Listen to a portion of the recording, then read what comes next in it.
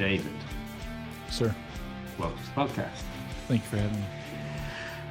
It's just us again because Ollie he's trapped. I thought he's at the all-male nudist beach. Well, there was a lot of we'll just, for the sake of like court cases, we'll say in the pictures he showed us, there was a lot of small humans. I don't have anything against little people. I was wondering whether they smell like cabbage, right? I mean, that's what Austin Powers said.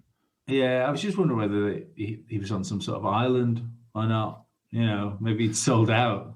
I don't know. There's a lot of pink neon lights, though. We'll know if he's on Rogan next week. Yeah. Speaking of Rogan, I noticed. Did you see he had Sam Tripoli on his show? Joe Sam Tripoli. He's a prominent conspiracy theorist, stand-up comedian.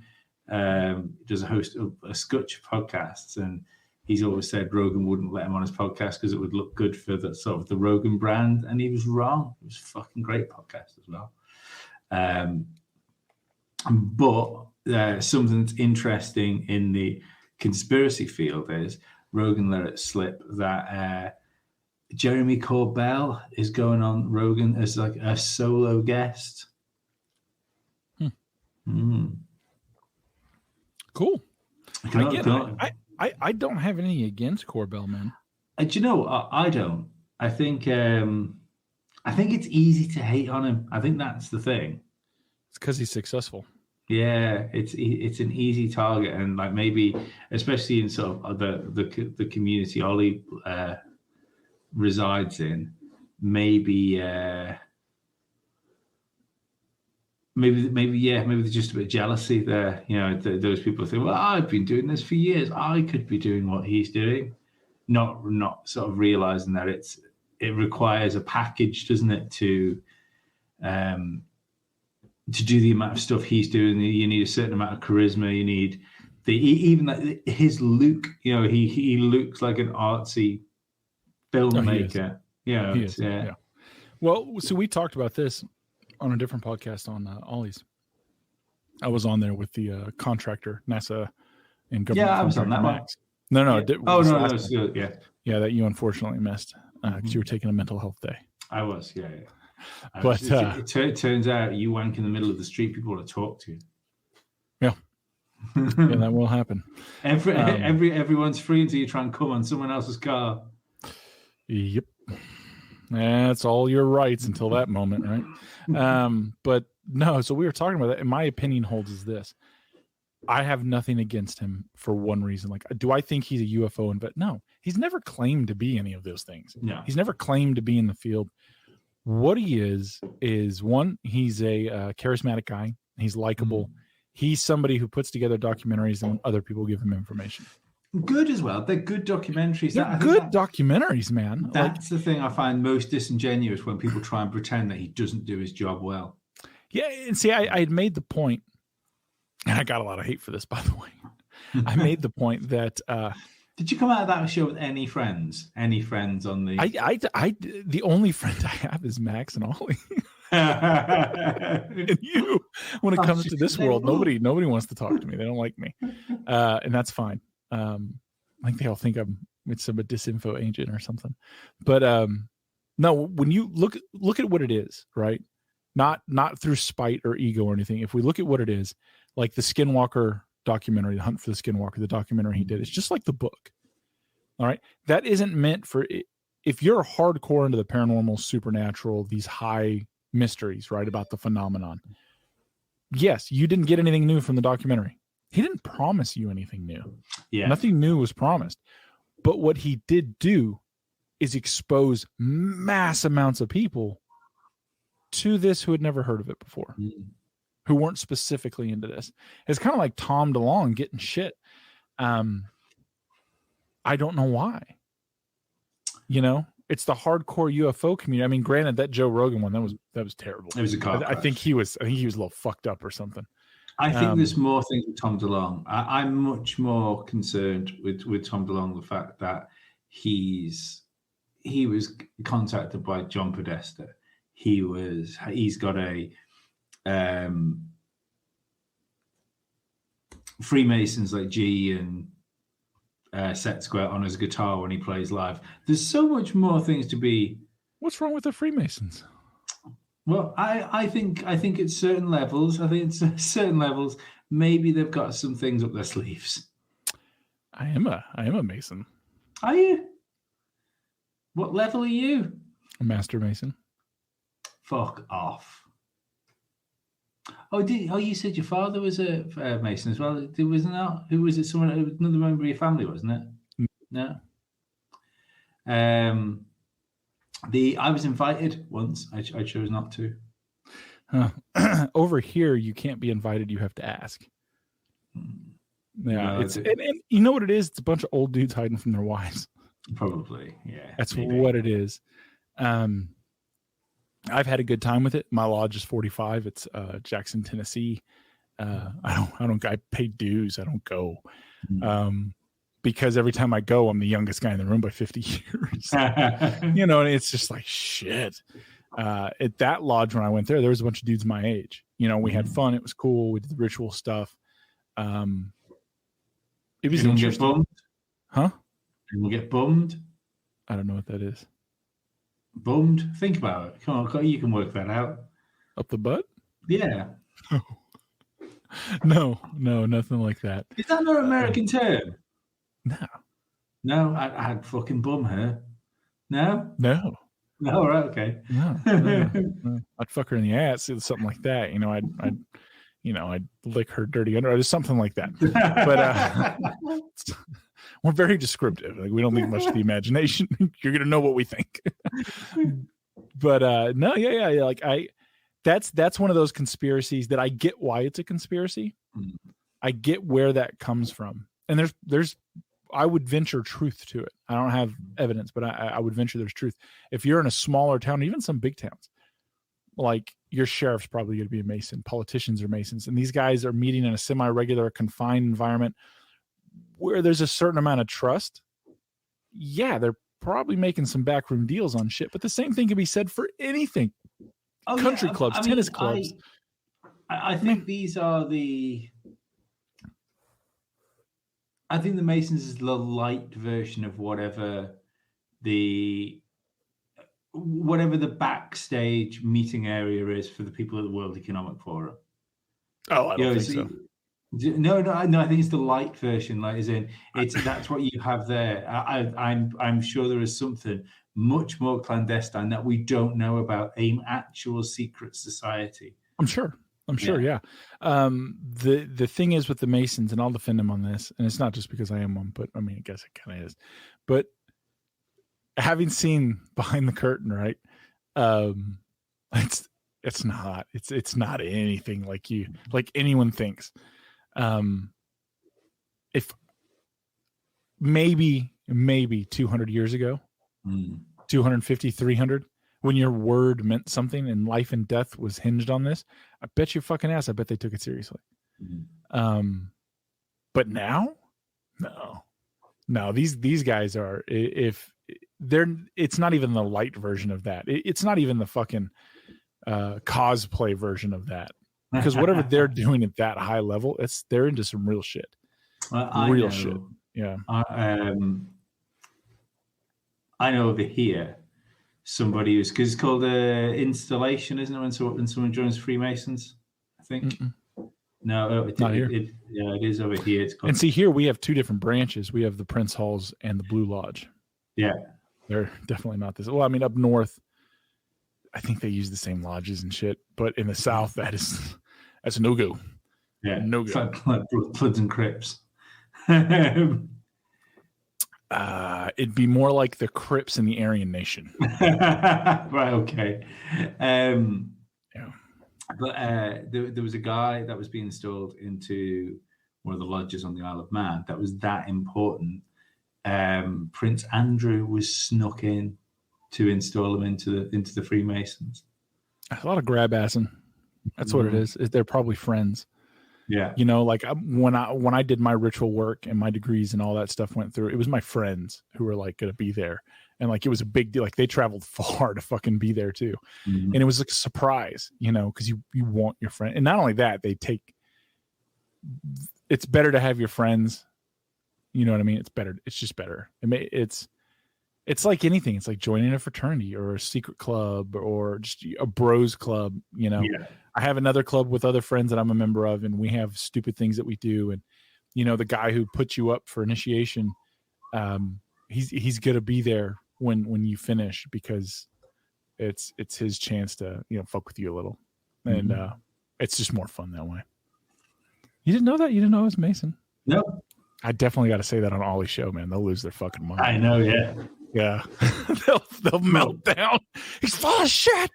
There's definitely on I know in the listenership of this podcast, there's definitely going to be a few people making a Scooby-Doo noise right now. Go, shit. I knew he was with the government. I've been getting quite a lot of fucking hassle this week. Over the last 48 hours for having Courtney on my podcast again. There's some people over here. They really, really don't like that man. That's, you know, when we had the other podcast, Modern Militia, we were getting 2,000 a day unique views to one. Oh, it's crazy. But I tell you, oddly enough, that podcast I did with Courtney still on YouTube. I think they're done. I think they're done repressing that information. They've changed the narrative so much, and they're just actively changing definitions. Dude, the whole thing, whatever their plan was, it's gone to shit. It's gone to shit. They're not in control of the narrative. They're not in control of. They're losing control, globally losing control. But the thing is, they're not backing down either. Biden in America just declared monkeypox national emergency. Oh, the WHO have done that. Health crisis. A global national emergency, apparently. I genuinely think they're going to try and do lockdowns with this again. Yeah, well, you need to stay out of. I'm not criticizing anyone's lifestyle. Listen, you fuck whoever you want. You do whatever you want. But if you don't want monkeypox, maybe just throwing this out there, don't be going to an all-male orgy without wearing protection. Yeah. Sanitize, clean up. If you are going to go, I mean, I wouldn't go. I'd just let monkey. I mean, it's not going to kill you, but it's going to scar the fuck out of you. You're going to have a horrible time. Maybe just a thought. Practice monogamy for a couple months till all this blows over. Yeah, just wank. There's nobody got monkeypox. I don't encourage that. Find someone else. Like you don't. Like there's no need for that. No, it's fine. All you just need a mirror, and then you're not on your own. Yeah, but they can't touch you like you can touch you. Right? You can look yourself in the eyes. I'll do that. That's a sobering experience. Yeah, you know what I can't do though? I can't look at the other person as I wrap a plastic bag around their head at that last moment. Yeah. Because as I gasp that last, I can't even see anymore. Right? I'm getting a headache. It's not as fun. It's not as fun, right? I fucking completely lost. Yeah, monkeypox. I think they're gonna try lockdowns with it again. I think they'll be successful over there. They will not be successful here. I think they'll be successful in states over there. Cities. I think you could lock California down right now. I in fact know you could not. Is that because most of them already live on the street? Pretty much. you can't lock it down when everyone's living. Can't lock down the homeless. What are you talking about? No, like San Francisco, sure. LA, kinda. That's it. That's it. No one else is playing ball. Yeah. No one's playing ball. Seattle, sure, you can get Seattle other than the homeless and the militant groups who are constantly trying to burn down federal buildings. But the rest of the state, the rest of the millions of people, no, they don't give a fuck, man. They're living their life. They're doing their thing. You gotta have cops point guns at people, say, go back in your house, you might get monkeypox. I mean, I might get monkeypox if I have unprotected sex with another person. Mm-hmm. You know, what if I'm married? What if I'm not doing that? It's just me and one other person. That's it. Why do I have to stay inside? Mm-hmm. How many fucking orgies are going on at any given moment? Let's be real. Well, I think this will come in stages. It's right now. Yeah, but right now it's spread in the homosexual community, within and children. Yeah, magically. Weird. Within a month, it's going to be spread. Well, do you know what I do find weird is that, and obviously there could be two different reasons for this, but almost exactly the same things happen in the UK as what you were telling me about in the US, where there has been a homosexual couple which had adopted a child, and the child ended up with monkeypox, and nobody's asking questions about this. Nobody's asking questions at all. But the interesting thing is the fact that the story is the same in both places. Yeah, and that's the thing that makes it seem unreal. Yeah, like, and that's the thing is like the modern news. What do we believe? What do we not believe? Yeah, how much of it is just fucking bullshit? At any given moment, how much of it is bullshit? Like, I don't know. And well, it's the same reason as the way COVID got out of hand everywhere.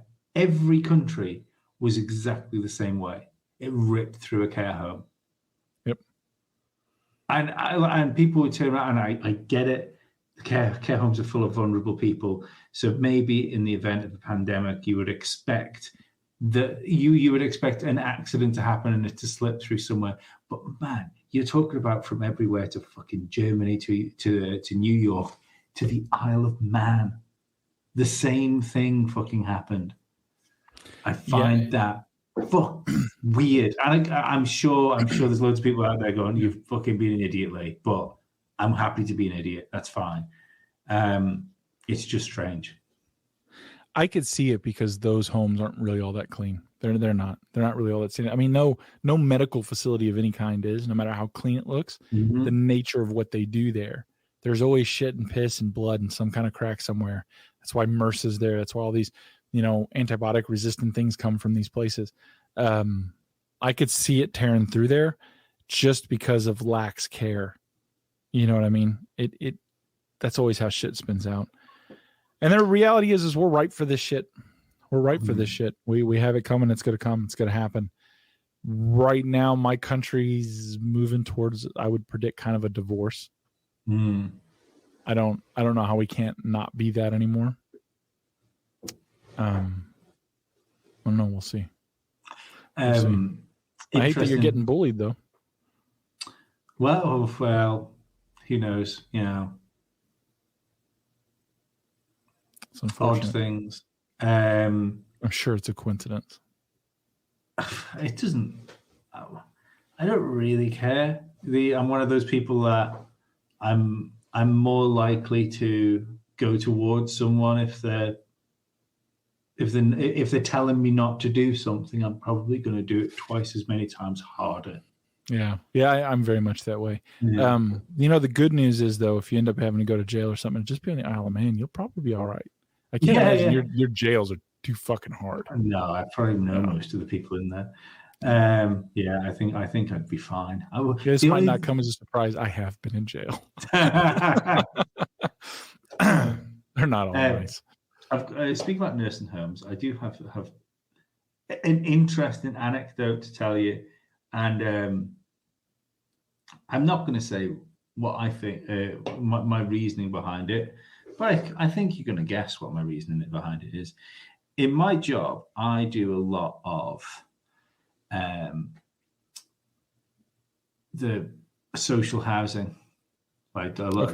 So when people move out of a house or die, the place gets done up again to give to somebody else. It's good. It's quite a good system. We basically give, if you get a social house where I am, you basically get a new house given to you.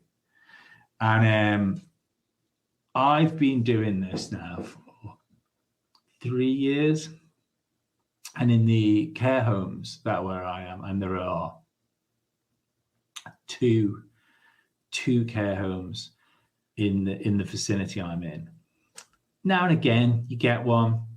Care homes, you go in there for a good time, not a long time, but in the last year, bearing in mind over the course of the years beforehand, You're talking about maybe 2-3 a year.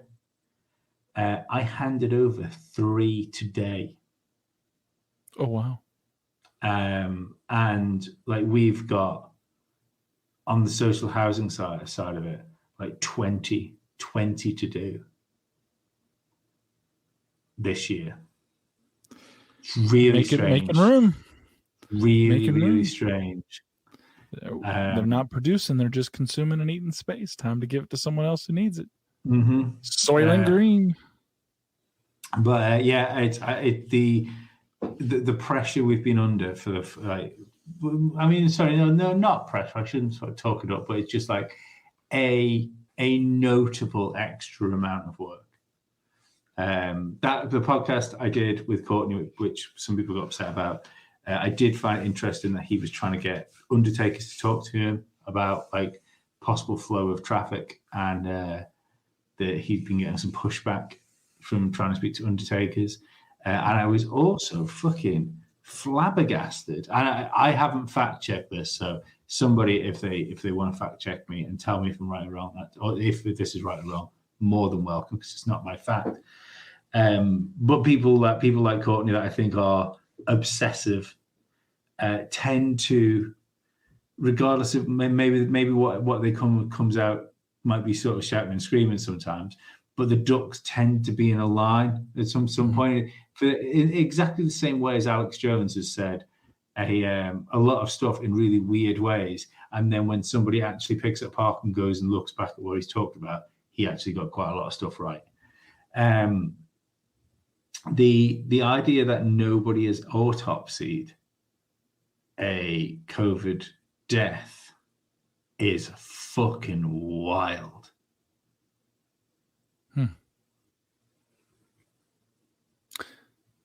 That caught me off guard. Yeah. They fucking autopsy over here for everything. So I have some friends that are pathologists. Same here. Yeah, I have friends that are pathologists and medical examiners and stuff. I need to ask them that. They'll tell me. Yeah. I mean, it would have to, because over here you can request autopsies. Mm-hmm. Yeah. Like they don't get to say, well, no autopsy. Motherfucker, I want an autopsy. Give them an autopsy. Yeah. In fact, I'm just going to avoid that topic altogether because, yeah.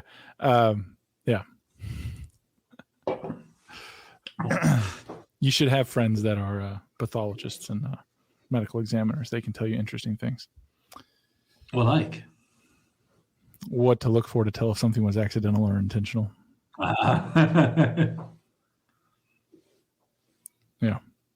I'll give you a fun one. Not a lot of people, right? It's just throwing that out there. If you were to try and smother someone with a pillow, the first thing a medical examiner, like when someone dies in their sleep, the first thing a medical examiner looks underneath their lip, because when someone presses something over your face, you're trying to turn your head, and that little piece of flesh is the first thing to tear. And if it tears, homicide. Wow. But like the yep, attaches to your gums underneath the top of your top lip. Right. Yeah. But there's also ways to mitigate that, right? To stop it from tearing. Like there's things to do, like you can do. I'm obviously not going to say them here. Same thing like when people are choked, whether the hyoid one breaks or not. Like is it an actual suicide? Did he actually hang himself, or did somebody choke the fuck out of him and make it look like he hung himself? Yeah. Because there's things that happen that shouldn't, and they know to look for those things. There's several. I mean, I collect friends like that, right? Fun facts about old Dave. Yeah, I was listening to a podcast today, and somebody was talking. I can't remember the guy's name now, but they were talking about suicides and the suiciding of people that happened to be being involved with things with the Clintons. And that fucking death list is huge, man. It is huge. But my favorite one that they brought up was a guy was found in his car and he committed suicide by shooting himself twice in the back of the head. Yeah. In a park. Yeah, there was a guy in a park. He was ruled suicide. He shot himself twice in the back of the head in a park. That's crazy. Another guy threw himself off a one-story building that had no roof access. Mm-hmm. Shattered his skull, broke his neck, broke his back, broke his legs, and broke his arms. A whole family that was to do with it's a pinfall, man. It was something like a prosecution team for something, and the wife was a lawyer. I'm going to wait for a minute because Dave's put his headphones on. The wife was a lawyer, and her husband and her 2 children had accidentally drowned themselves in a 3-foot swimming pool. Hey, man, weird things happen, right? Could you just imagine? It would be like some sort of like 19 sort of 1970s British comedy sketch where when you have Benny Hill and stuff like that, and it was just like one after another. They'd come out and go, "Oh my God, Deborah," and then fall over and drown. Then the kids are going, "Oh my God, Mom and Dad." So interestingly enough, drowning people is one of the either drowning people or throwing someone off something is the best ways to cover up a murder. Why? Water gets rid of evidence. The way the blood sets in the body face down, right? Because you don't float the other way. So if you bruise someone on the back of their head, it won't show because it'll drain. In front of them. If you throw someone, like you can do as much damage as you want, so long as you throw them over, I think it's 30 feet. Anything's possible to be busted up. There's lots of ways to do. There's lots of ways to do unsavory things. That is going to be my biography. There's lots of ways to do unsavory things. Yeah. Don't ask how I know these things. But yeah, man, they're so, you know, we were talking about Tom DeLonge and the Podesta emails and the Hillary Clinton emails that are tied to that. And that is unsettling for me across the board. I don't like anyone who's associated with those people. But some speaking of those, that was ridiculous. Like some of the stuff, that's just not fucking even outside of like the hardcore conspiracy people. It's not even spoken about. It's not spoken about that a woman that was running for president in an email said that she was going to go out into the back garden and sacrifice a chicken to Moloch. Yeah. Do you know who Moloch is? Yeah, he was the bull motherfucker that they used to sacrifice the kids to in fucking ancient Mesopotamia, isn't it? Yeah, he's the owl god who is Moloch is still worshipped in Bohemian Grove. Yeah, but he was depicted in 2 ways, wasn't he? One way would be the bull man and the owl. And I know that in the owl specifically is child sacrifice. I can't remember what type of ancient people it was, but I know they would make bronze statues of this bull with an opening to it, and they would heat the statue up and place children in the bull to burn alive. Not just children, it was anyone. So the Romans and the Greeks were big fans of that. Yeah. Yeah, but they got that from the Byzantine Empire, bro. Yeah. They got that from like Constantinople. They were still running that shit. Something that's interesting. So if we're going to talk about that, do you ever check out the emails where she was talking about or emailing back and forth about the tomb of Nimrod being found? Yes, but I can't remember. I think so. So long story short, they found the tomb of Nimrod under the Euphrates River. Like that was like the thing. Or was it, I think it was Euphrates River. Anyway, it was under a river. And they fucking sent out geology teams. They're like, holy shit, the Epic of Gilgamesh is accurate because how it describes the city. All this shit is there. Like, it's fucking there. And was that Giants? Was that Giants, the Epic of Gilgamesh? So, yeah, Nimrod is famous. Like, if you always see that, like, they always, Nimrod, Gilgamesh, Osiris, basically it's kind of, I'm going to say the same dude and people are going to lose. It's not. For the for the purposes of this conversation, let's say they are. Yeah. Was a fucking giant. So you'll see a statue and he's holding a fucking lion like a cat. Like I think he was supposed to be 13, 15 feet tall, some shit like that. And just, one of the mighty men of old, like it was said, like whatever book you want to pull it from, this was one of the last mighty men of old who was half human and half something the fuck else. And he ruled the fucking world, built the Tower of Babel and then God smited him for trying to reach God. And that's when everyone started speaking different languages. And references put it back to they think it was broken into about 70 different languages. And that's when people broke off into groups and wandered off. Until then, everyone spoke the same language. But he was also a mighty hunter before the Lord. Like, I don't know, it's complicated. It depends on which set of rules you're go by, what you're reading, things like that. But the reality is well, the reality, I don't fucking know what the reality is. Let's put it this way. These people believe that this is a thing. They've looked for it, and allegedly they found it, and then it went dark. Like, they clearly had military assets in the ground there. They were looking for it. One of the things that was going over into Iraq and Afghanistan when we were at war there was survey teams, not just USGS survey teams, but archaeological survey teams. Like, we're going to categorize and look at all these Sanskrits and writings. And why? What the fuck are you people looking for? Mm-hmm. Maybe they found it. Maybe they found it. One of the best stories, I think, is the Giant of Kandahar. I like that story. Is that true? Is that the story where the U.S. troops engaged a 12-foot tall thing? Yeah. And that they shot the fuck out of it as it impaled two of their guys. And it was 12 feet tall, proportional to a 12-foot tall, had 6 fingers on each hand, 2 rows of teeth, had a rudish skin to it, and bright red hair. And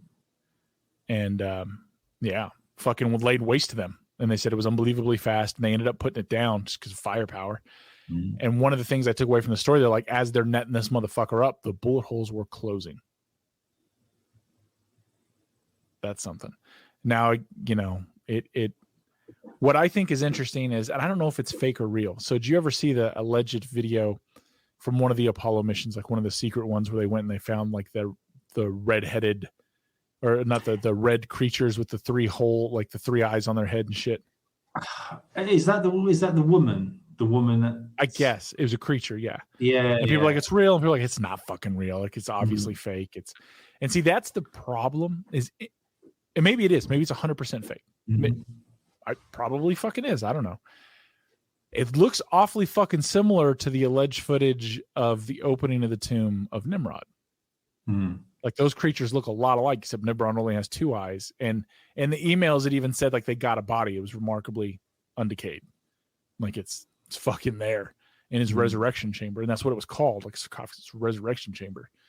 So I don't know. It's probably all bullshit. I believe this has got to be something when it comes to ancient folklore. Why do they want it? Well, this goes back to what I always say when we'll have these sort of conversations about the occult, and why during the Second World War, when you had a massive strain on the German army with what was going on, and you had the resource drain and things like that, why would you dedicate teams to go and find like the Ark of the Covenant? Yeah. I don't think you're coming through your microphone either. Oh no. Yeah. No, I agree. It's they're looking for something, right? They're looking for something. I don't know. Maybe they got a better idea. You know, Tom DeLonge in these couple of recent interviews, he's been really cavalier about what he's saying. I can't hear you at all now.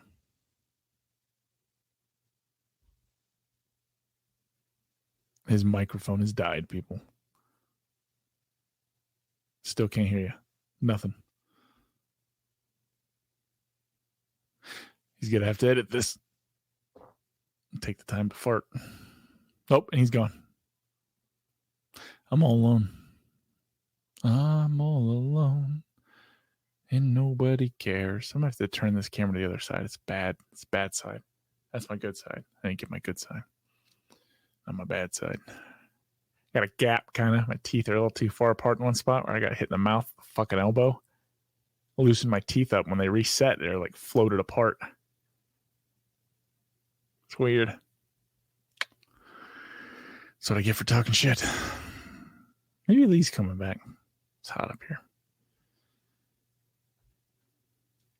Oh, Lee, I hope you return to me. Oh, Lee.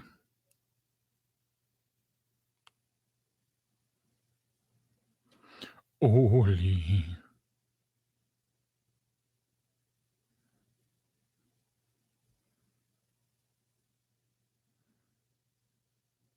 Eloli. Take this opportunity to send some emails.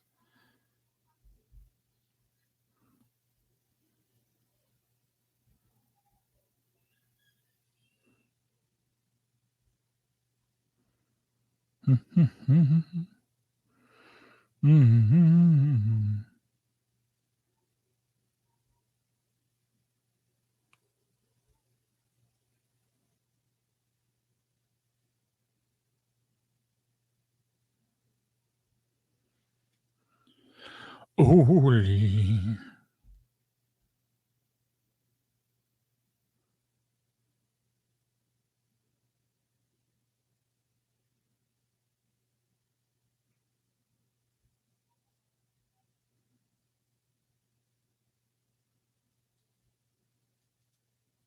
Lee? That kind of sounded like you.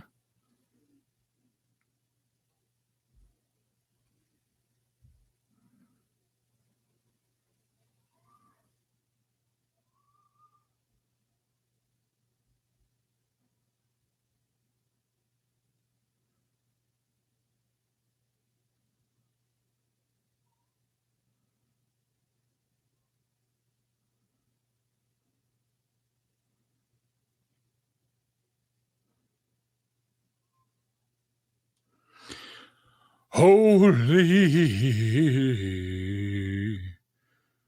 Oh. Holy.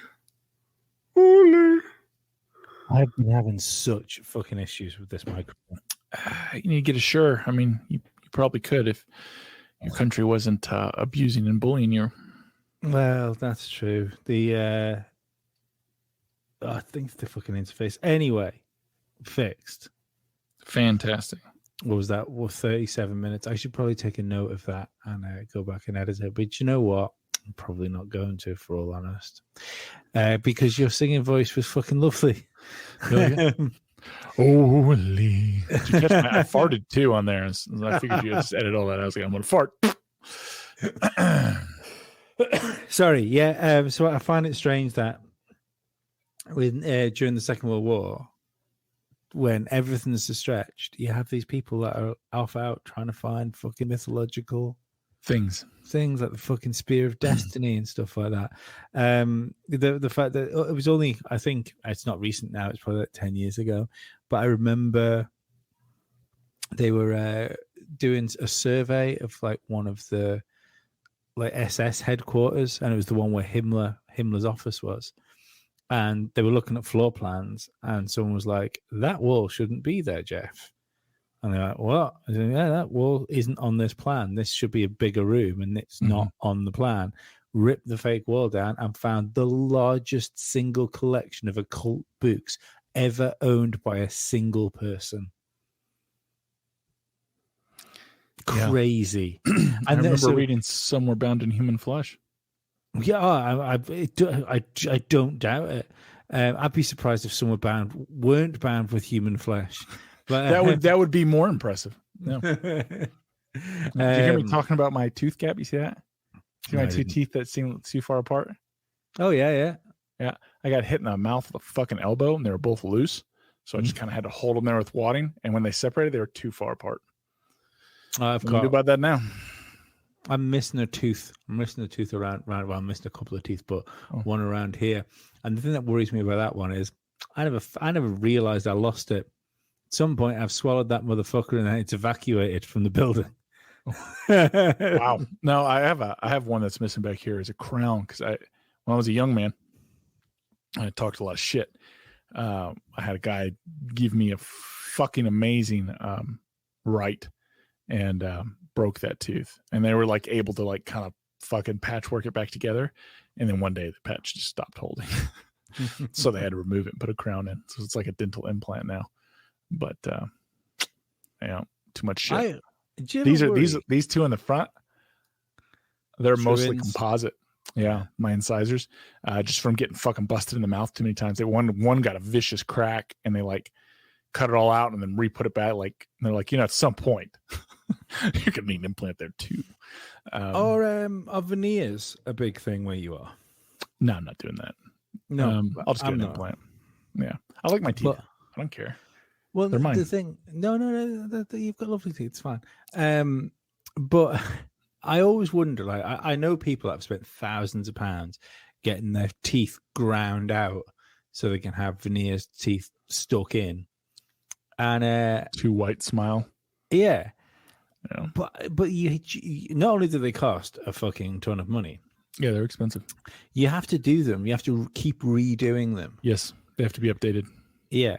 So do people that know? I mean, obviously, like, I'm coming from the point of view that thinks that the world might go to fucking shit at any fucking given moment. What happens to those people that can't fucking eat anymore because they needed to get new teeth?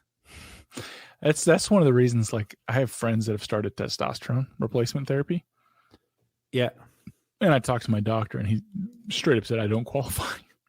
And he's like, I'm not going to do it. He's like, but there are people you go to and they don't give a shit. Like my T score is like 500 and something.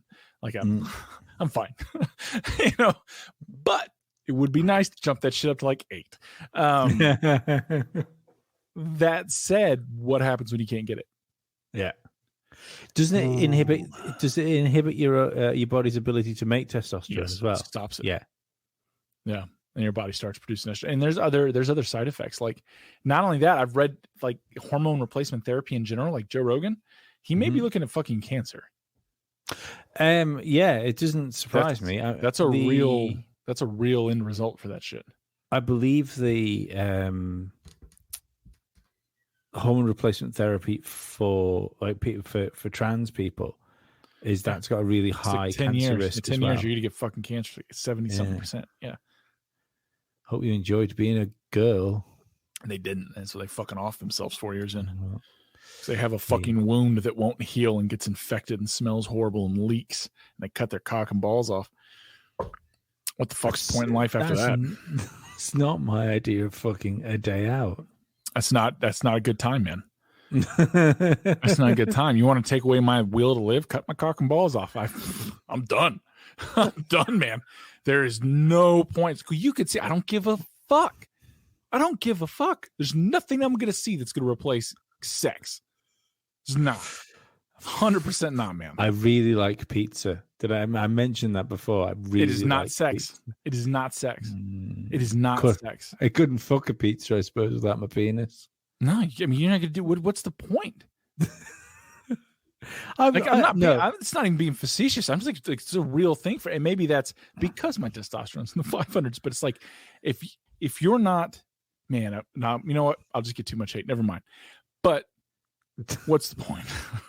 It's fine. It's what we're here for. I think we're if you're not emotional punching bags for the masses. Yeah, right. If you're not, I mean, in all, like, not if you're single, right? You got to work at it, or even if you're dating. Well, if you're dating, you should still be getting some ass. But if you're not getting anything, like, I know married men who get laid 4, maybe 5 times a year. Fuck that, dude. Like, I had a friend. He's like, it's like holidays, birthday. It's old hat. He's like, and he like seriously looked at me. He's like, you guys, you still. I was like, I fucked her 4 or 5 times like in the last 4 days. Like, what the fuck are you doing, bro? Like, what? What are you? How do you get through this? What the fuck, man? At this point, there's more chance of me fucking your wife. What's that? At this point, there's more chance of me fucking your wife. That's why she's not into you. Polishing mine and yours off. No, yeah, but it's like, and he just kind of looked at me. He's like, "Are you being serious?" I was like, "I'm fucking dead serious, man. If there's 30 days in a month and you haven't had sex 20 of them, what are you doing? What the fuck are you doing with your time?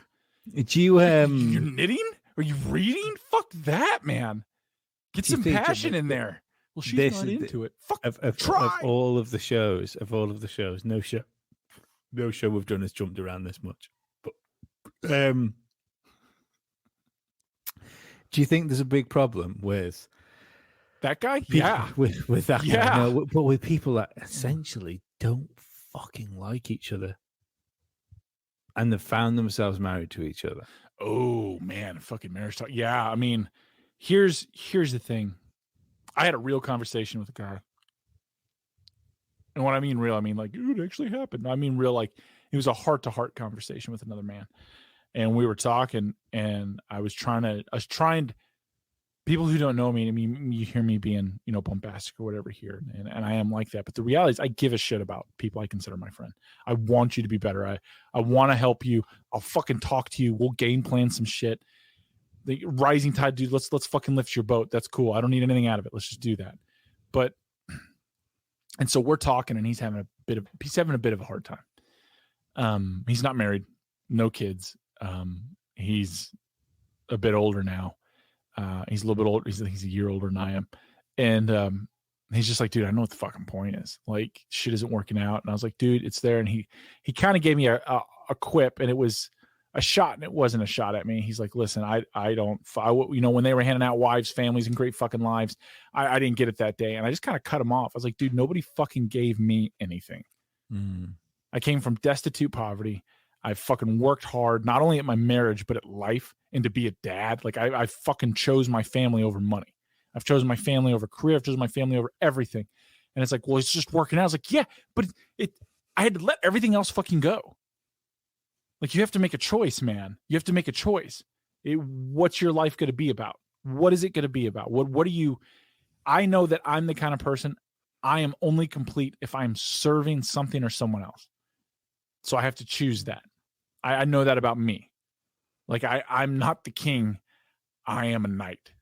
I have my loyalty has to be invested in something. Come hell or high water, right? Like fucking to the death, here we are. But I have to have a flag and a totem to rally behind. I know that about me. And I was like, I chose to make that my wife and family. It's like, marriage isn't easy, dude. I work at that shit all the time. To keep romance as long as I've been fucking married. Yeah, man. It takes fucking work. Okay. It takes work, real work. To not want to strangle my fucking kids. Yeah. It takes patience. I have to actively and not only that, I one day a week is my mental health day. I'm fucking checked out from 5 o'clock on Friday afternoon till maybe 2 or 3 in the morning. Dad and husband are out of the fucking commission picture. I'm relieving stress. I'm having a great fucking time. I'll be back tomorrow. See ya. It is what it is. And that's how I keep myself balanced. And he got a little defensive. He's like, dude, I didn't mean that. And I was like, I know you didn't, but you did. And I was like, if I was in your boat making your money, I didn't have a wife, I didn't have a kids, you know what I would do? And I mean, he and I are vastly different people, but I told him, listen, I'd be saving that shit for the next 2 years, making his kind of money, and I'd spend the next fucking 2 years in Europe. Or maybe, honestly, as much money as he makes, he could probably do it for 5. And just backpack. Put everything you need in a fucking backpack. I got a fucking extra building you store all the shit you want to keep in. It's fucking climate controlled. Don't worry about it. Right? We'll put it in boxes, put it in the corner. It'll be here when you get back. Have fucking fun, bro. I was like, or maybe I'd be in Costa Rica for 2 months, learn how to surf. Or I'd be on a fucking safari in Africa. Or I'd travel fucking India and see everything that's there. I don't know. I don't even know. I just fucking go to Africa and see what happens. Like, you could do that. You could do that to fucking Morrow, man. You could sell. And the thing is, his particular skill set, his job, he'll always have a place anywhere in the world. Like, he is someone who is needed. He's critical personnel. He could leave tomorrow, come back in 4 years, and they'll be like, hey, thank God you're fucking back. We need you to, and he could jump right back into that role. No problem. And he just like, no, I can't do that. I was like, well, then fuck you, man. Like, you can, what do you want to do? You just want to sit around and bitch? You want to say, I get up every day. And he does. To this guy's credit, he gets up every day, fucking 4 o'clock. He goes to the gym at 4:10. He'll do 100 pull-ups, 100 dips. Then he starts his workout and his run, and he's doing all his shit, and he's staying sharp. And, I used to work out a lot too. It's why I don't do those things. I don't do things anymore that require that. And I don't know. I was trying to help this guy, and it's just, I don't know. He's like a fucking pet project. I'm gonna end up fucking. He's gonna disappear one day, and I'm just gonna be.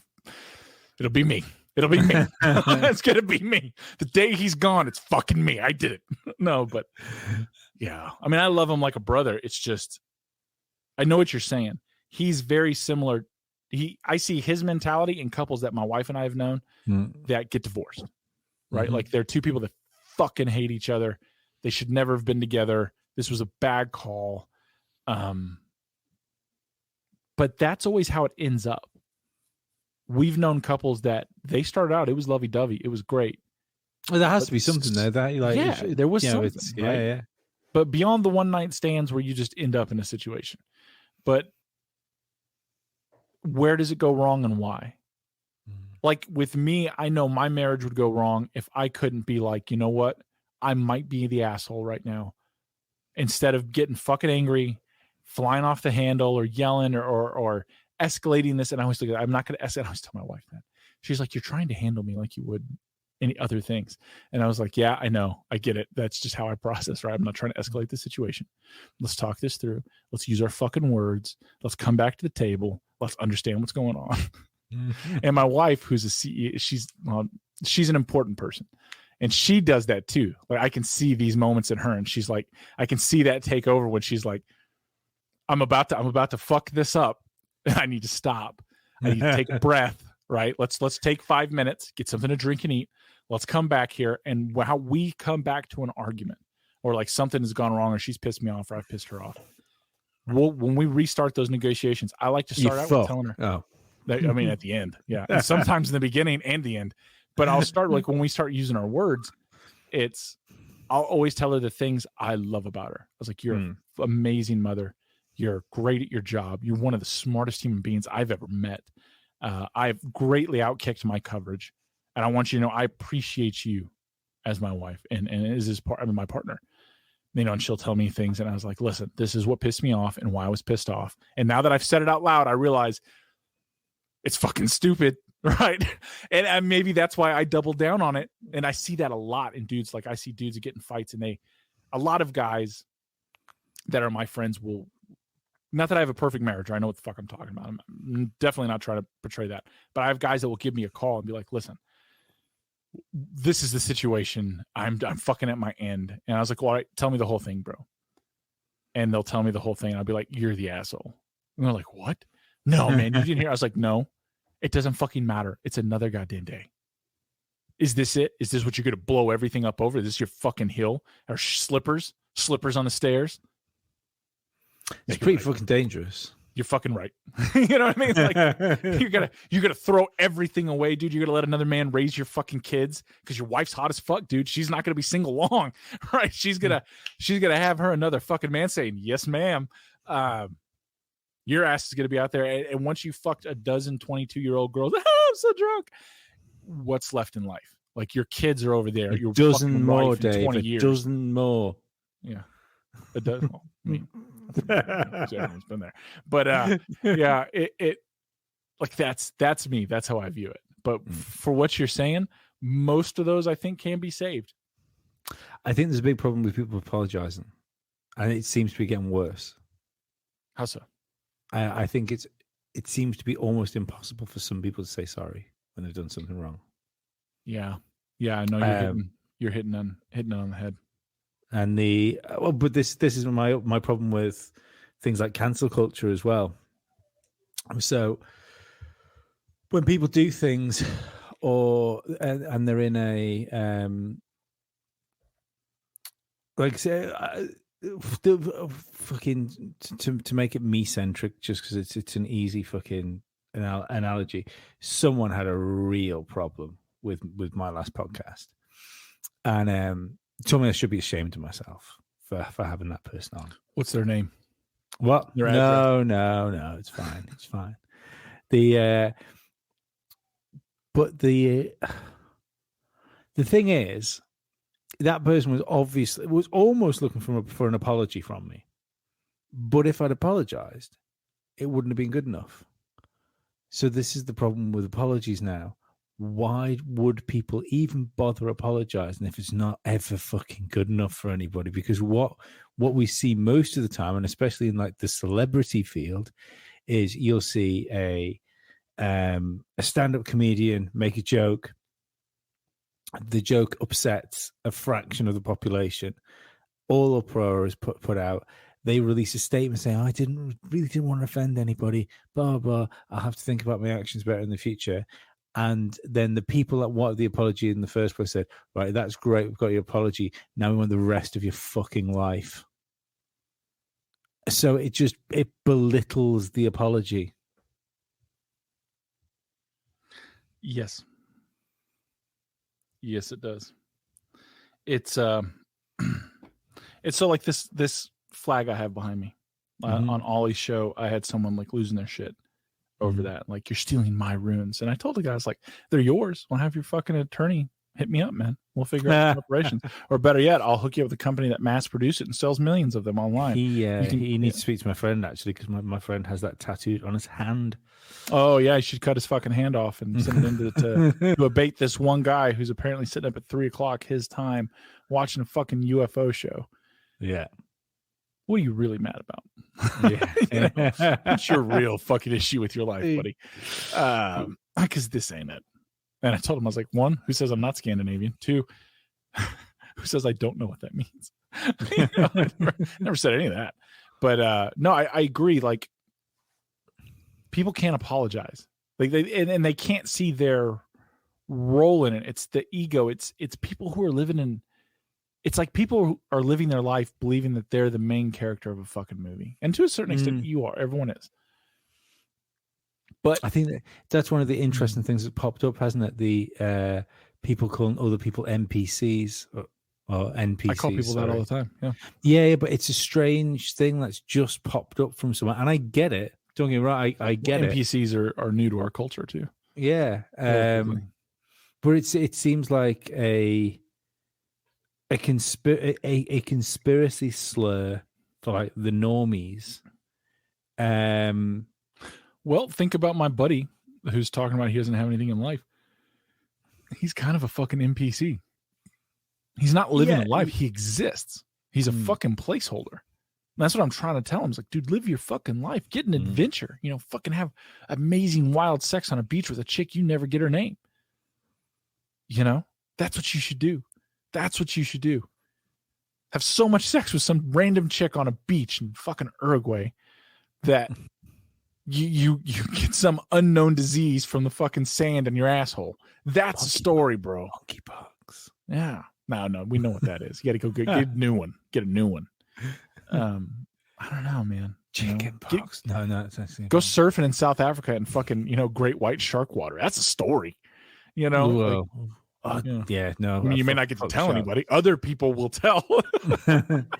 I'm surprised. I'm surprised there hasn't been more people going traveling, actually. I mean, I know it's getting slightly fucking difficult the way things are going, but after being locked up for 2 years, I'm amazed there hasn't been more people just like, oh, no, fuck this. I'm selling everything up and I'm going to go and walk. Well, internationally, for me to go international right now, I still have to have shots and all that kind of, I'm not fucking doing that. Like, that's not a thing that's happening.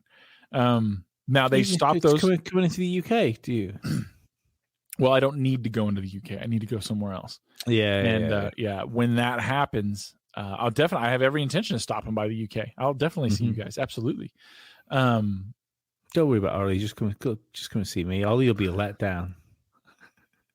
He will. You guys, and if Ollie and I were talking about this, you guys should come see me. We'll go hang out in Prague. Or not in Prague, just outside of Prague. Well, no, actually, I want to come and see you in your hometown, to be honest. Oh, no. Come on, man. It'd be fun. You'll have a good time. I got the keys to the kingdom out here. I got my own little world. It's insulated from everything else. It really is. Yeah. We'll go get some ATVs and go ride a few 100 miles of trails over the top of a fucking mountain. Do I get to ride a horse? I mean, if you want. I don't like horses. Well, I'm not a fan either. But it just feels like something I should do. I figured you'd do it over there. You guys got horses and shit. Yeah, but I can't wear a cowboy hat as well then. Yeah, you can. No, you want. You look stupid. You're gonna look stupid over here too. No, I won't. Yes. I'll just fit in. I'll fit in. Nobody has the cowboy. Yeah, we don't wear cowboy hats. You all do. And I can wear it. I don't even own a cowboy hat. I can wear the shoes and some chaps. Assless.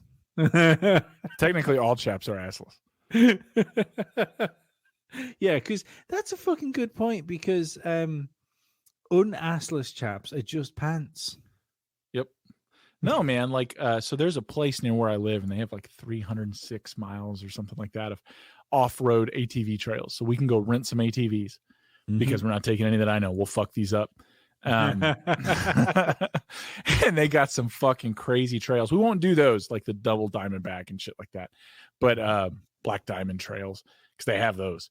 But we'll take some of these motherfuckers, dude. We'll take a fucking shitload of beer and we'll just ride. We'll ride to other states, dude. Hundreds of fucking miles. That's not an exaggeration. It's hundreds of miles. Like, it's, what are you gonna do all day? We're gonna be going fucking 70 miles an hour through the fucking forest. Yeah, how long? I fucking said all day, dude. We're leaving at 6. We're getting back at 9 tonight. Holy shit! Yeah. See, that's I'm sold. I'm fucking sold. And then we can go shoot automatic weapons before and after. Well, I've always wanted to shoot guns. Oh, I definitely have the keys to the kingdom.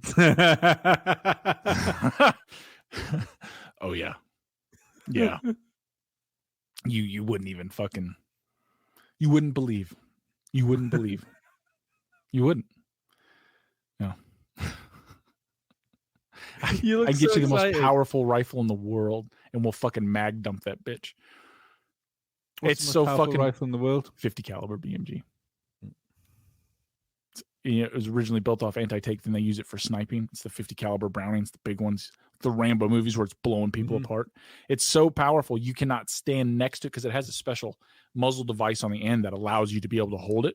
It pushes the air back to help. It uses the compression of the gas to help mitigate the recoil so it doesn't break your fucking shoulder. And if you stand next to the gas, it will fuck you up. Like it could hypothetically take your life. I've never actually heard of that happening. It could.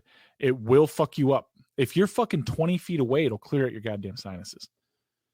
Like it shoots so hard, you can be 60 feet away, feel the concussion. It sets off fucking car alarms in the parking lot from like 150 feet away. You'll see the shockwave move through the dirt. It's amazing. It's fucking amazing. Yeah. I got friends with toys, dude. We'll run full autos all day. It'd be fucking amazing. Full auto handguns, rifles, subcompacts, whatever. What's subcompact? It's a small rifle, like a short barrel rifle, technically. But they also refer to like Uzis. That's a subcompact. But those aren't any fun to shoot. MP5s, which are fucking blast to shoot. My buddy's got, like, we'll be shooting guns that aren't on the market or the military market, but should be. Let's put it that way. Yeah. Not only that, depending on when you come over,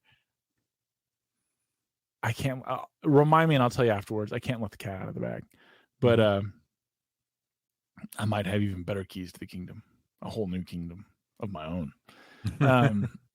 We'll see what happens.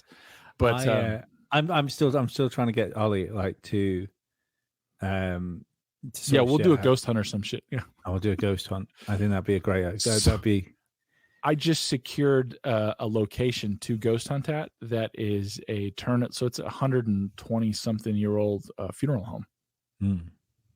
It's now a business and an apartment, but it was a funeral home when it was built. It was a funeral home for the hospital across the street, and I have access to both locations. How close are you to getting to launching the Dark Star thing? We're not in any rush.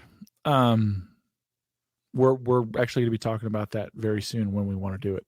My buddy is finishing up some things he has to take care of, and I think we're going to do some ghost hunts together first, and then our podcasts we might talk about some of our own paranormal experiences, might relay some footage, maybe.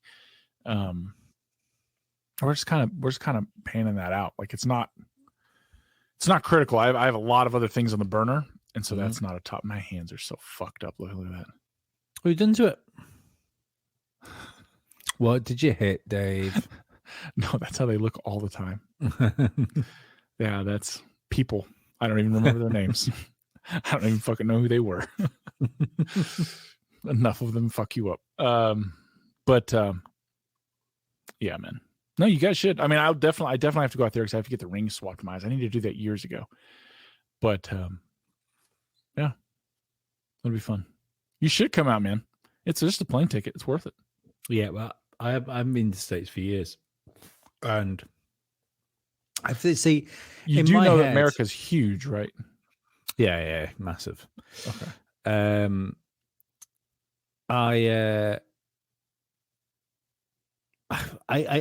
in that zone now where I kind of think we might have 5 good years left, if we're lucky, of relative These normalcy. are the good years.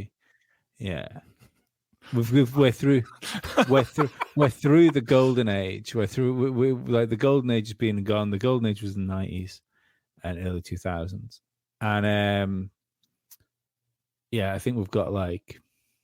I mean, saying this, I mean, the other thing I keep thinking to myself is the reason I think this is because I'm watching stuff on television, like farming things and food shortages and stuff, and the idea of a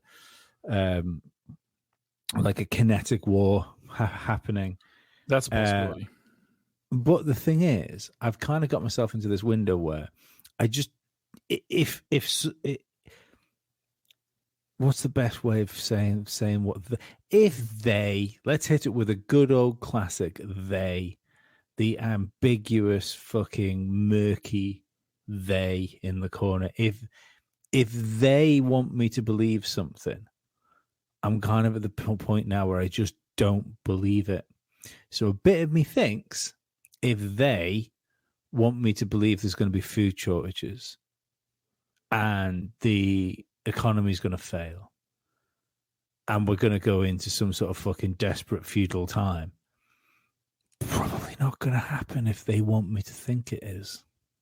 So for us, and what I mean by that is, you know, obviously Isle of Man, England, and definitely the U.S., Canada, Mexico. I was reading the new food reports. America's crops are actually doing pretty good. Mm-hmm.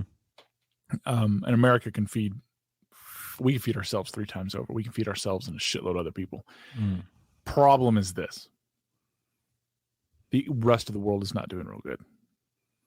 Africa is going to go up in flames. The Middle East is going to go up in flames.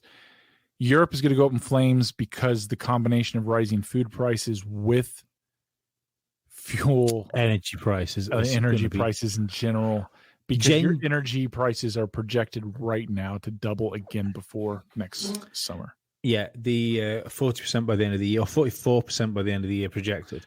I actually think that's pretty low. Yeah, I think the UK, and see, I'm a bit odd with this because I'm, because I'm like you say, I always thought of myself as like quite liberal.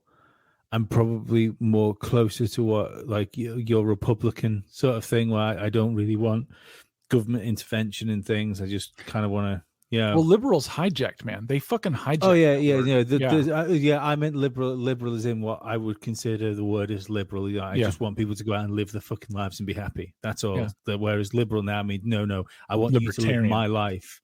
I want you to live my life. And if you don't like it, I don't care. Just as long as you're doing what I say. But in certain aspects, you know, I'm a big believer in capitalism if it's done right. I think just because vast sums of wealth have been sucked up by a few people doesn't mean the system's fucked. It means there's people gaming the system. So if you've got a casino and somebody's counting cards and you see they're counting cards, you don't close the casino. You fuck that guy up that's counting cards. Mm-hmm. And we're not doing that. But then again, I still believe that the best way, if I could trust government in a way, I think public amenities should be publicly owned. So everything that's a core component of life, like the life we live now, to keep like a basic standard of living, i.e. power, water, internet infrastructure. Access. Yeah, I think that should be publicly owned. I can see the gas sector being nationalized in the UK. I don't know if that's a good thing, but I can see that's the way it's going to go. in America anyway, I'm a very big proponent of public power, public utilities. I don't like private utilities. I am a capitalist. I am. Not when it comes to utilities, it's different. And I have a unique insight on that, and that's kind of why I hold that. But no, what's coming down the road, I think it's really going to hit everyone else hard. Financially, like, here's a good prediction, at least here in America. If you're an American listening to this and you want a new computer or a TV, you need to wait a few months. Those prices are about to bottom out because those are discretionary goods. Discretionary goods, we're getting enough shipments that ship finally in that they're actually building up in warehouses. Problem is people can't afford to buy them at the current inflation prices. They're having to buy food. They're having to buy energy, right? Whether it be in their car or at their home, they got to fucking pay for it. So my prediction is in a couple months, that shit's going to hit rock bottom in the US. And I'm going to pick up a new TV, new computers, new probably security system, update that again. I update that every couple of years. And the thing is, I don't even get rid of the old one. I just layer the shit on top. Like there's so many, like it's just such coverage. You know what I mean? It's laughable. But they're not good though, are they? Like the security systems around buildings. I mean, like just look at the Pentagon. You can have all those cameras and nothing pointing where the plane comes in. It's interesting to me. Like security system on a building tells me a lot about the building. Like when I walk into someone's house and I see they have ADT or something like that. All right, whatever. Because most of these ADT systems now, they're not hardwired, they're Wi-Fi wired. And for Amazon, at least in the US, you can go buy a fucking Wi-Fi watch that will scan all the different channels. You can select the different IP addresses of the individual things, attack it, log it off, or clone it, monitor the packages, and get the information. It's a $60 fucking watch, and I can do this with. I can shut down cameras. I can shut down doors. I can enter bypass to turn off your system if I leave it close enough while you do it. It's just in monitoring. Yep. So it means nothing. When I see someone that's either built a system or it's a hardwired system, like there's fucking cables running from those cameras, that's a different animal. How many of them do they have? How are they set up? Are they properly? Do they have passive versus active controls? Do they have backup systems? And backup systems can be as simple as battery-powered motion lights on the exterior perimeter.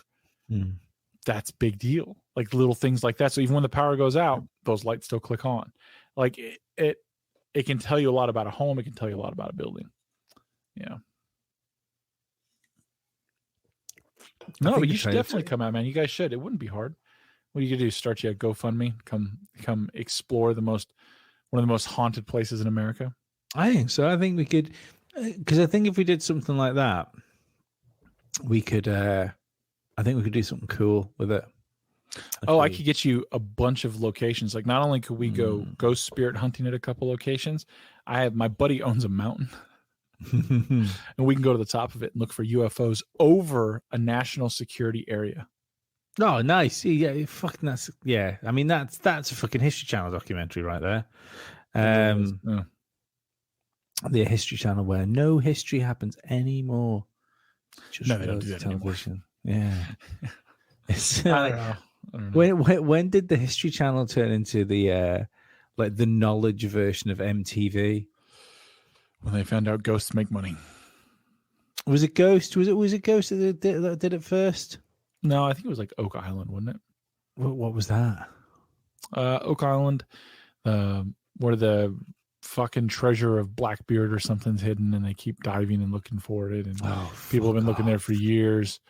And yeah. I've just started watching Skinwalker Ranch actually. It's terrible, isn't it?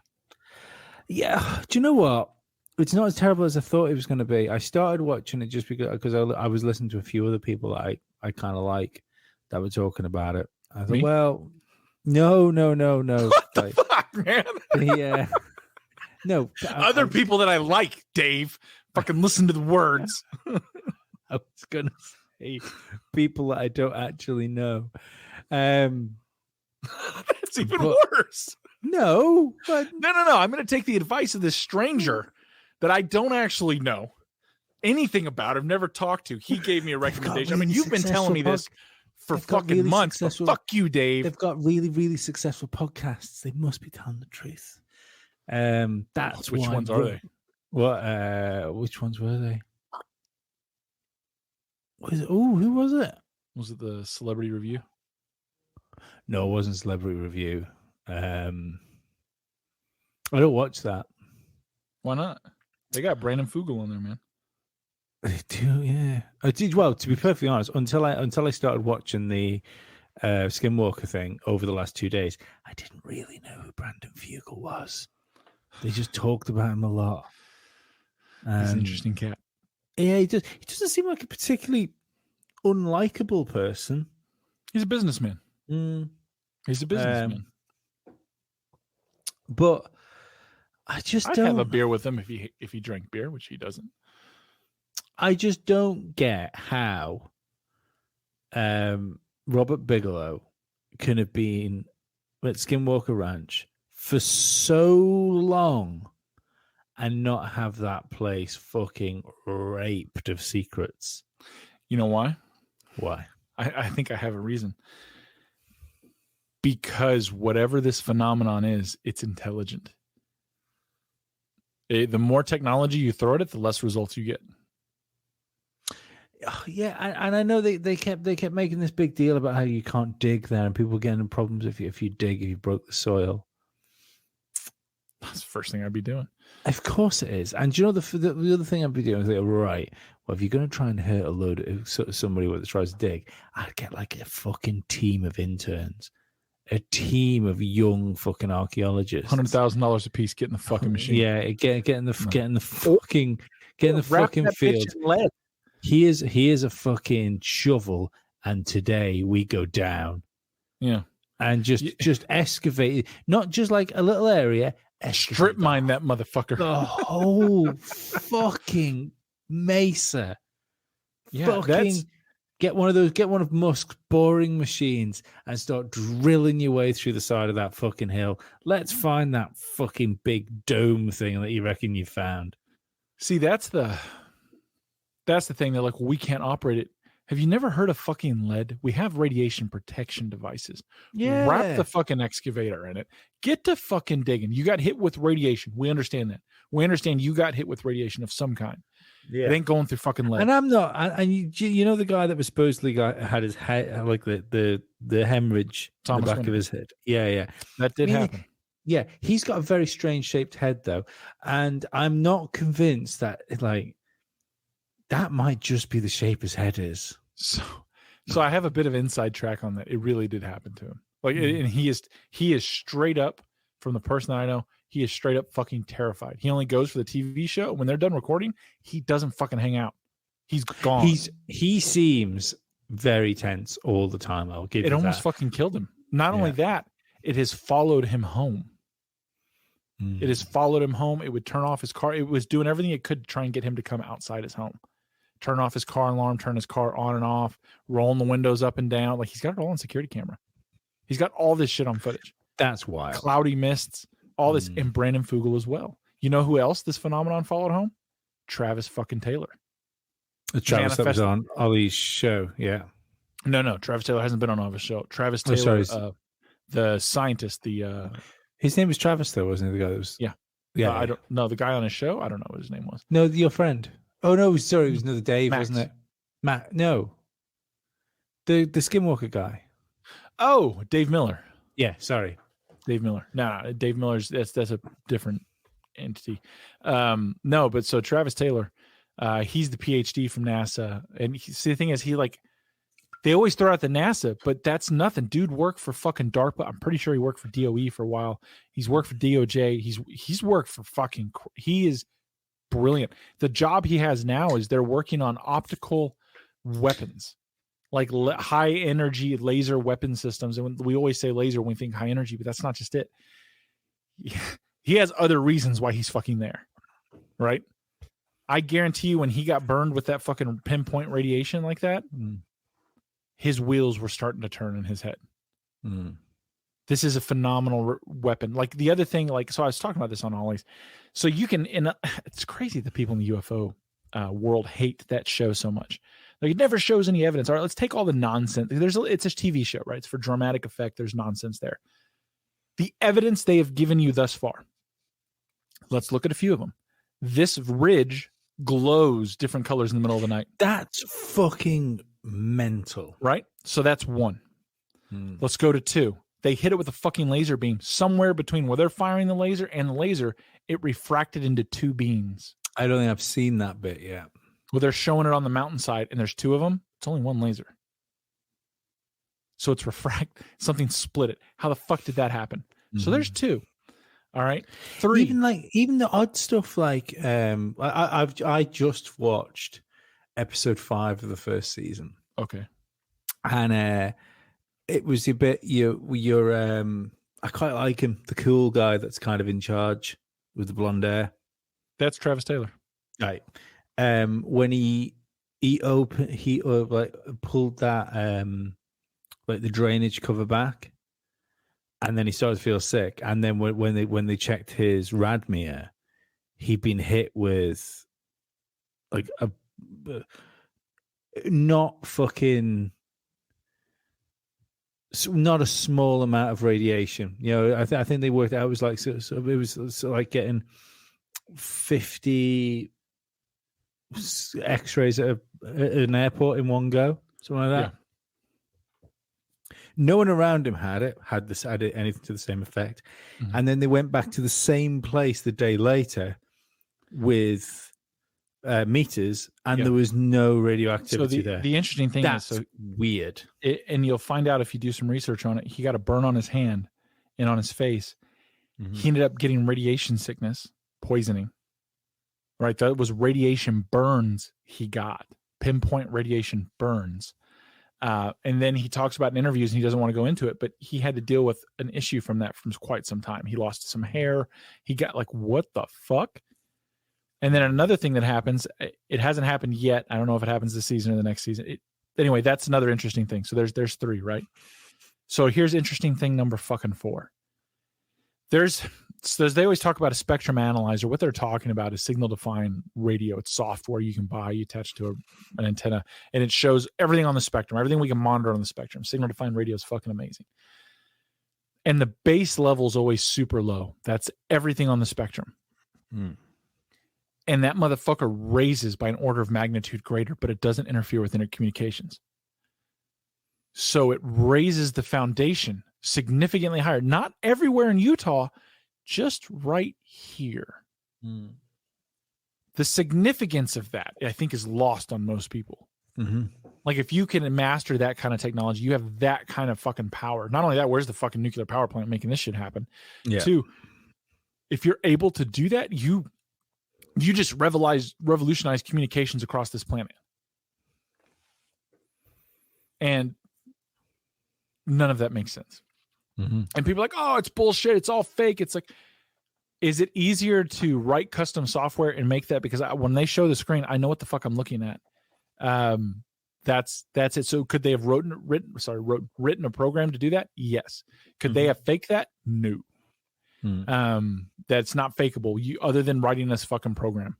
Yeah. Right. It's to the point. Yeah. I think there's a lot of stuff that will like the interfering with phones and electronics. That's amazing.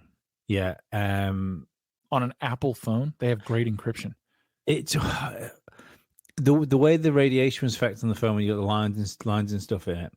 That to me is if it's not real, then you're literally you have to fake it properly. Like, you have to make that video inside of Final Cut and then play it on the phone. You know, so it's like, oh look, was it on my phone? It was not. You just playing a video.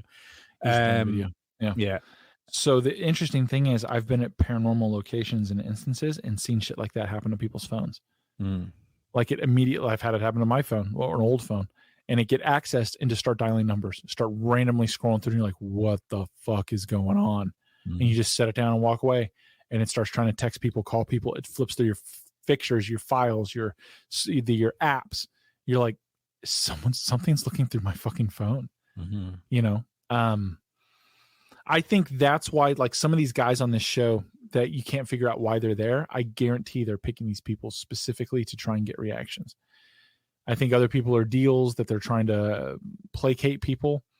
The real so I've researched the ranch quite a bit, and Bigelow's work, and from people that work security and things like that are on it, or were on it. I think the best reactions they get are when, one, they bring new people on, two, they bring the right people. Like I've said this before on a different show with Ollie. I think you might have been on it, and I forget who it was. And someone's like, well, how come I've never had anything happen to me? And I was like, maybe the phenomenon's not interested in you. Maybe it doesn't give a fuck about you. Because whatever it is, this phenomenon takes interest in people. Not everybody. I've been at large groups that do investigations or go through haunted tours, and something will happen to someone. They get scratched, they get cold. Like there's interaction with them, not everyone else. In fact, the more people that come, the less that interaction starts to happen, and it goes away. It didn't want to talk to these people. It wanted to fucking talk to you. That's interesting. Do you believe in ghosts? What do you mean? As in the like they used to be people? Spirit, yeah. I don't know. I don't think so. No, I don't. I think it's simplistic. Yeah, it's a simplistic explanation. It does two things. It takes a complicated phenomena, and humanizes it because you're literally replacing the phenomena with a human, and it placates our greatest fear, which is death. It puts down your walls as well. It puts you at ease to think you're talking to someone else.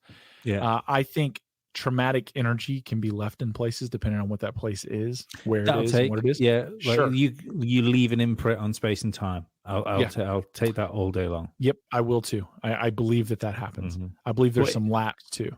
Yeah, like but crossover.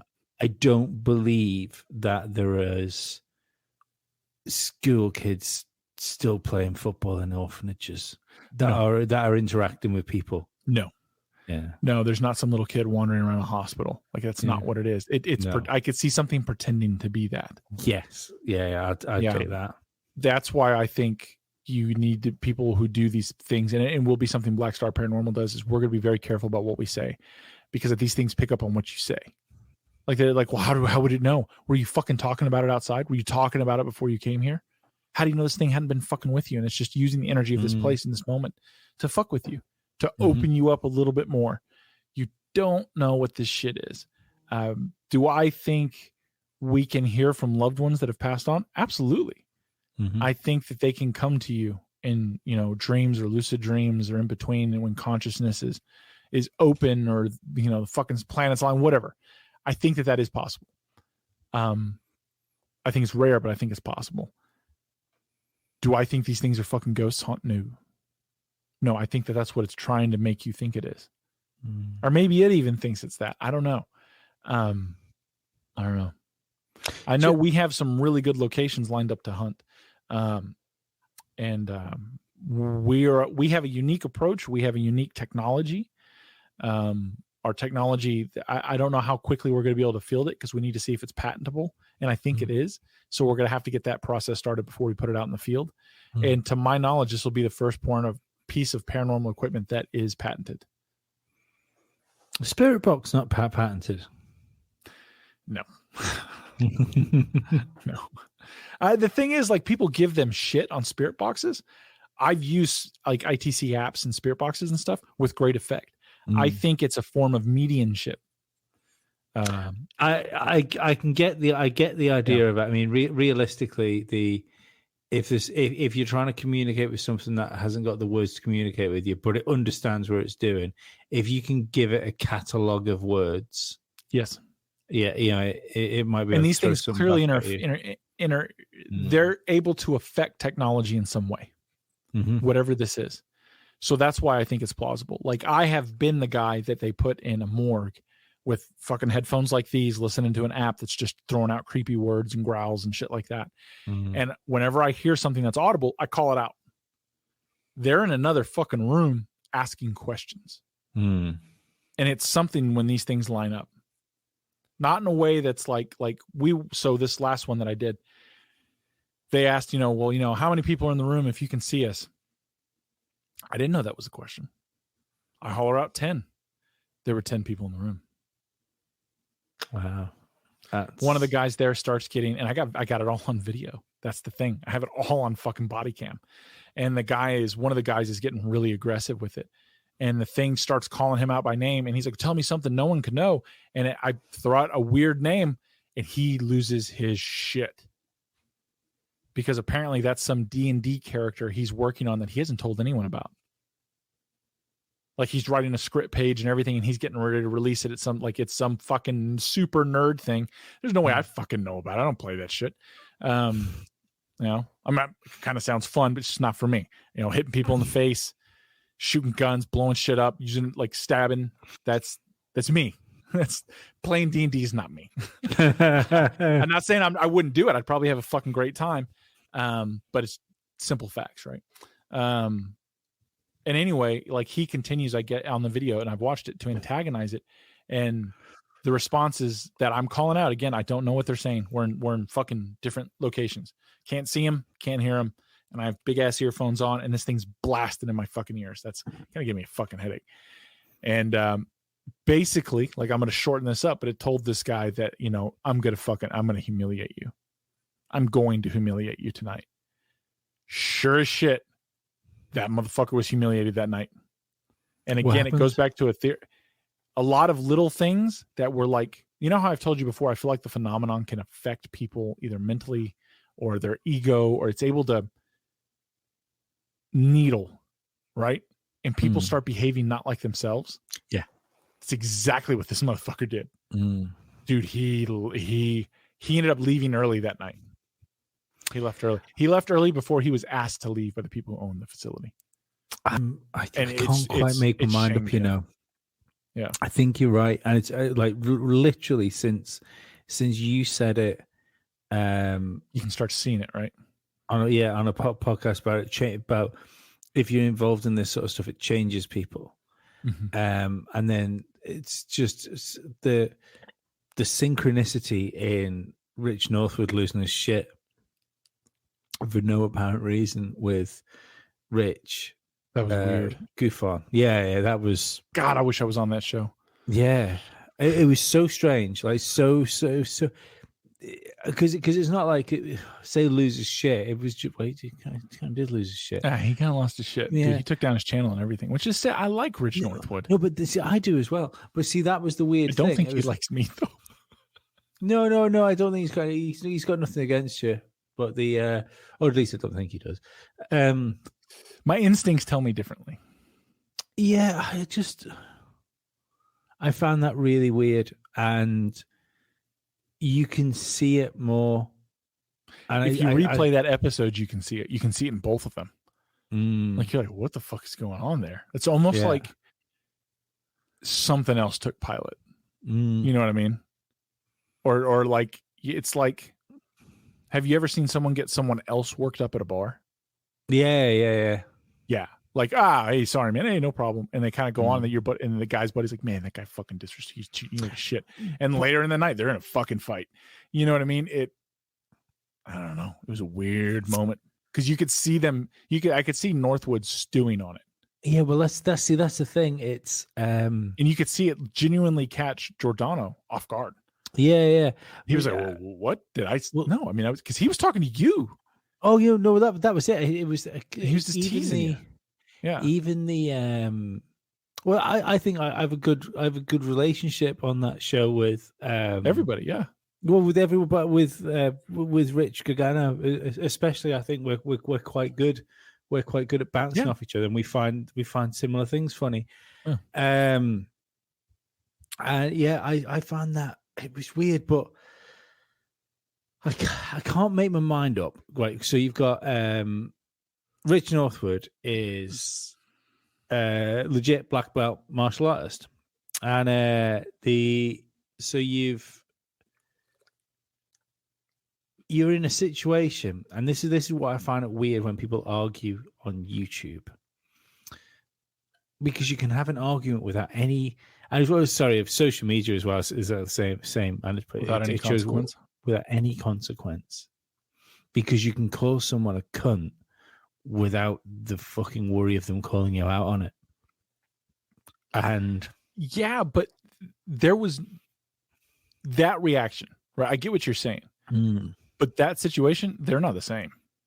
No, Rich was talking to you, and he was being playful to you, like, because you guys banned. Yeah, and even if it's not,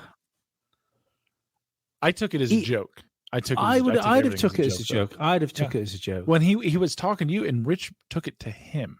Northwood took it to him. And I watched it. I watched it several times, and I was like, "What the fuck, man?" Because it was clear, and he wasn't letting it go. Yeah, well, I never. This is obviously, it's a bit inside baseball. This essentially when I was on an Alien Addict live stream, and most of you people listen to this podcast will at least have listened to one of the Alien Addict podcasts that I put up on here, which will be coming back soon. I just the workload got a bit fucking hectic. I'll probably start this week actually with the one with Max on it. I'll put that up. The Rich Gargano said silly to Rich Northwood. Rich Northwood thought he called him stupid. Yeah, and he flipped the fuck out. I mean, like, because said silly man, but when I watched it, I understood he was saying that to you because you were doing some kind of playful banter. Mm-hmm. And he jumped in there. Silly man. Yeah. It had nothing to do with Northwood. Like when I look at the conversation, he wasn't talking to him. Yeah. No, it was really weird. A weird situation. So he heard something totally different than was real. Yep. And I don't understand even when you listen to the thing, I can't get how the word was mixed up.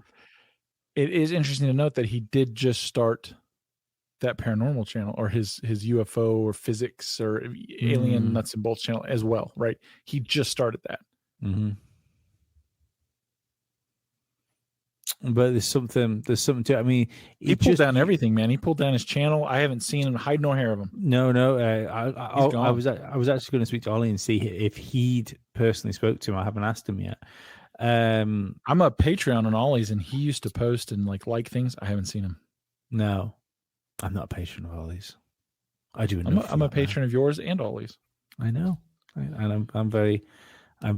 I'm fucking poor. I'm fucking very graciously going to accept it. It's keeping the lights on. Hey man, I'm poor as well, bro. We're all struggling through this. I know. I'm just playing.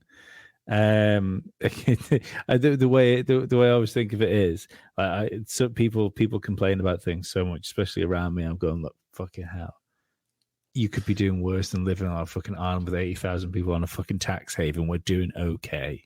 You're doing just fine. yeah. It's on the because there was something. My son didn't want to do something the other day. It's a completely separate situation. Someone didn't want to do something the other day. My father turned around and he said, "Well, well, he just, it's maybe just expecting too much of him." I was like, "There's fucking kids that have to go out to fucking work in other countries. I want him to go to a building for 2 hours and play some fucking games. It's fine." The vast majority of the children in the world have a fucking hard life. Yeah, people have a hard life. It is that's something I would explain to my friends. Like, dude, being a fucking American, you're immediately in the upper 1% of the world. Oh, it's I use it for, like, rightly or wrongly, and I'm sure some people listen to me go, "Oh, you don't understand. You don't understand. White male fucking privilege and all that." It's sometimes to ground myself if I'm getting, if things have got stressful or maybe I fucking spent too much money. I look at my bank account and go, "Oh fuck me, this isn't good." I remind myself that I am still one of the luckiest people that has ever existed on the planet to be alive right now. Exactly. And it's not a small thing to be thankful for, that to be out of the fucking billions of people that have existed, not only in fucking known history, in the history we've long fucking forgotten, when we were building fucking pyramids all over the place and the fucking Anunnaki were fucking visiting us, and you are still one of the luckiest of those. Yes. I mean, those people are just slaves, but or sex toys. No, but to the Northwood thing, Yeah, or food. Whatever. All of those things, maybe in an interesting order. But yeah, it I don't know, man. That was weird. But you like we're talking about this thing, I swear it affects, and I've seen it happen to people again and again and again. I see it happening to someone right now. Well, look at your man. Did you watch Paranormal State? The TV show. Paranormal State was, although bullshit, the best paranormal TV show that has ever existed. It was like Ghost Hunters, but with the kid and Lorraine Warren and everything is a demon. Yes. Yeah. Yep. Great TV show. Like I fucking me. He lost his shit, man. He had a meltdown. He still lost his shit. Hit the fucking smack. Yeah, he's an addict. Hard. Yeah, he's like an addict. Hard. He gets fans to give him money so he can buy heroin. Still. And I follow him on I forgot Facebook, the name of his show. Yeah, I forgot the name of him actually, but I don't know his name either. I know he was in with Lorraine Warren real good. Yeah. And that's the thing. Like, even if 90% of that show is bullshit, you're still going to fucking places and you're still essentially trying to interact with demons, even if you're doing it for a fucking joke. Yeah. But yeah. That's what happened to Lorraine Warren. She got fucking smell like you're collecting that shit. Like, what are you doing? Yeah, it's really strange. I never really know what to think about. It's like, we're going to keep it safe or destroy it. Yeah. Oh, well, what are you going to do with that fucking haunted doll? You're going to stick it in a glass cabinet so people can come and look at it. Don't touch it. What? Or wrap that bitch in a bag, drop it in the middle of the fucking ocean. Burn it. If anything is taught us through history, if you want something to die that's not right, you burn it. What about a wood chipper? Yeah. There was a reason we started to burn witches. We must have had a thought at some point. Had a theory. Look, and this is fucking terrible. I'm sure there were many innocent women was fucking burnt at the stake for horrible, fucking crazy times. But there was a reason we used fire, and it's because it worked. Very possibly. I don't know. I'm not a believer that these objects are things of power. Other than like Dybbuk box type shit, where it's like a ritual to invoke and to make it like a mobile portal type deal. And how common is that? It's this piano. We need to remove this piano. Yeah. What? Everything started with the piano. How come there's never like a dildo? Give it time. Where's the haunted dildo? Oh, it will be when the TikTok generation and that like OnlyFans generation. Haunted OnlyFans. Yup. Oh. Well, plus those things are regularly disposed of. Should be. I bet there's a few people out there that have had heirlooms handed down. My grandmother used this to get off, and I'm going to use it too. You're a man. I don't care. I can identify as whatever I want with the woman. As soon as little fucking Jane turns fucking 13, Granny comes down the corridor. This was mine when I was your age. It's a double-fisted fucking, octopus tentacle. 16D batteries. Fucking slaps the table like a fucking sledgehammer. I couldn't give it to your father. He took your granddad's sleeve. But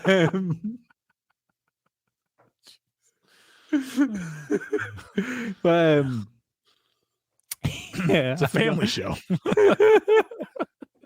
It's the family show. I don't know. I'm not sure about the haunted objects thing either. But again, though, that's been a thing throughout history. Yeah. Well, the thing is, I can see containment, and I can see containment of whatever this phenomenon is. I bet it is containable. Because even the hitchhiker effect is only temporary. It's never permanent. Hitchhiker effect. What do you mean? Hitchhiker effect is when you go to a affected area and the phenomenon comes back with you, follows you. So my buddy, and I'm gonna steal his thunder a little bit. He's Dio, Dio, yeah, or at least you've seen him. But he was in a place, seeing some family, like his wife's extended family, whatever. And he decided, I've got a bit of a migraine coming on, which is weird for him. He's not a headache, migraine kind of guy. And he laid down. He's like, oh, it's brutal. And he took a nap, and he had a dream in his nap of this old woman with like a light on the end of her hand. And she just kept shoving it in his eyes and laughing. And if you've ever had a migraine, like a light, it's fucking just the end of the world. And he just kind of got up from it and went downstairs, and his wife's like, you ready? And he's like, yeah. He's like, let's just get out of here. So I didn't get any sleep. This is miserable. And she's like, why not? And he said, just kind of casually, I had this weird dream of an old woman holding a light, and she was jamming it in my face. And he's like, it's just brutal. And he's like, I must have ate something weird. And the family got quiet. They were sleeping in that family's kid's room, and that kid had reported forever that there is an old woman who runs around his bed and messes with him at night and won't let him sleep. She shuts doors. She scares him. She's a mean old lady. She comes to him in his dreams and when he's awake. And they just thought he was full of shit. He's at like 8. Until Dio's description matches the kids. Here's the fun. He goes home. Guess what he sees running around his house, around his bed? A short old woman from his dreams, zipping around corners, zipping around the bed, looking at him and taking off. And he fucking grabs his gun, and someone's in my house. And no one's in his house. And he's got a couple big, mean motherfucking dogs. And those dogs were like alerting that something is in the house. And they were, which is weird because they were reluctant to move forward, and they are trained to move forward. You know what I mean? And they did, but they didn't want to. And then all of a sudden they would relax and they'd stop alerting. Like whatever was there was gone. And it was that way for a few weeks. And here's the kicker. Those few weeks, they're still talking to that family. And the family says that the little woman isn't messing with their kid anymore. He's sleeping like a baby. No bad dreams, not reporting anything happened. Dio, on the other hand. Did their stuff start back again when Dio's finished? In time. When it left, when Dio stopped seeing it, it started back up again with them. Right. Wow. It's a certain amount of time. And I have some theories as to why. Like scientific type theories. But energy usage. No. Not taking a lot of energy to move places, now to recharge, essentially. No. That would be saying that specific places are more important for certain things than other things. And maybe that's true, maybe it's not, but I think it is only a temporary hitchhike. They can't, they don't have anything to anchor them, and he didn't give it anything to anchor them. With there, it probably has a history of that place, so it's able to stay, and it's locked onto this kid, and the family's ignoring him, which only makes him into despair, which is a stronger emotion. Dio's emotion is to grab a gun and put a fucking hole in his head. That is not one of weakness. You know what I mean? And that's claiming territory. I mean, half of an exorcism, and exorcisms most of the time don't work, FYI. Things always come back. And there's a reason for that. You can't have someone else exorcise or cleanse a property that is yours. It's only temporary at best. At best, the phenomenon, the entity will sit down and shut the fuck up for a little while. And then when it realizes the person who just kicked its ass isn't coming back, fucking party's on. You know what I mean? You have to do it. If you own the property, you have to put your life in order. You have to take control of your property. You have to expel this shit. Most people don't want to put in that work. What happens if you don't own it? That's the thing. Is it like a technical? No. Thing? If you live there, you own it. Yeah, it's a live thing. Yeah, thresholds are a real thing. Yeah. I had an odd thing. I've always had an odd thing with my son, and it was really interesting watching it grow from when he was 1, 2, like before he could speak, before words. He now and again would wake up, and he's never been a bad sleeper. Always like literally from the he was in his own room for 5 weeks after we brought him home. We'd go into, my ex would go into his room and nurse him, and he'd always sleep through. Rarely woke us up through the night. But on the other occasion, he clearly had some sort of nightmare. This could be difficult as an audio podcast. He'd sort of be upset, and he'd start doing this and like waving his arm up and down like a wave sort of thing. Yeah. And then he kept doing that. I was saying, Lord, that's really fucking weird, really weird. So eventually he started to get some words about him. And then he kept doing that, like splash, splash, splash. And then he got some more words. He got boat in, so he could say, oh no, the boat. Faster, kept going faster. And then he got rocks in, so he was like faster towards the rocks. And then we like, this is over the course of fucking months as this fuck is learning to speak. He was having a reoccurring dream that he was on a boat which wouldn't slow down, and it was headed towards rocks, and he only woke up when he jumped out of the boat. And and it was amazing how the story progressed, because it was then he started like doing a spinny hand thing. Mm-hmm. And then he suddenly, when he found the word, I realized what he was trying to say. He was trying to explain that the propeller wouldn't stop on the back of the boat. Oh, but obviously, he didn't know where a fucking propeller is. He's fucking two. That bit's under the water. Mm-hmm. And it was only like literally he was having this reoccurring dream up until maybe 3 weeks ago, 3 months ago. Mm-hmm. And then the dream stopped. I said to him, "So are you still having like the scary boat dream?" I said, "No, it's not scary now." And it was like, so everyone's clear, my dad is still here. He hasn't gone anywhere else. But he said it's fine because Granddad's with me now. He said, and he meant my dad, which is he's still very much alive. I said, no, on the boat, Granddad's with me now. And it's not scary. Really fucking weird. Yeah, it's weird.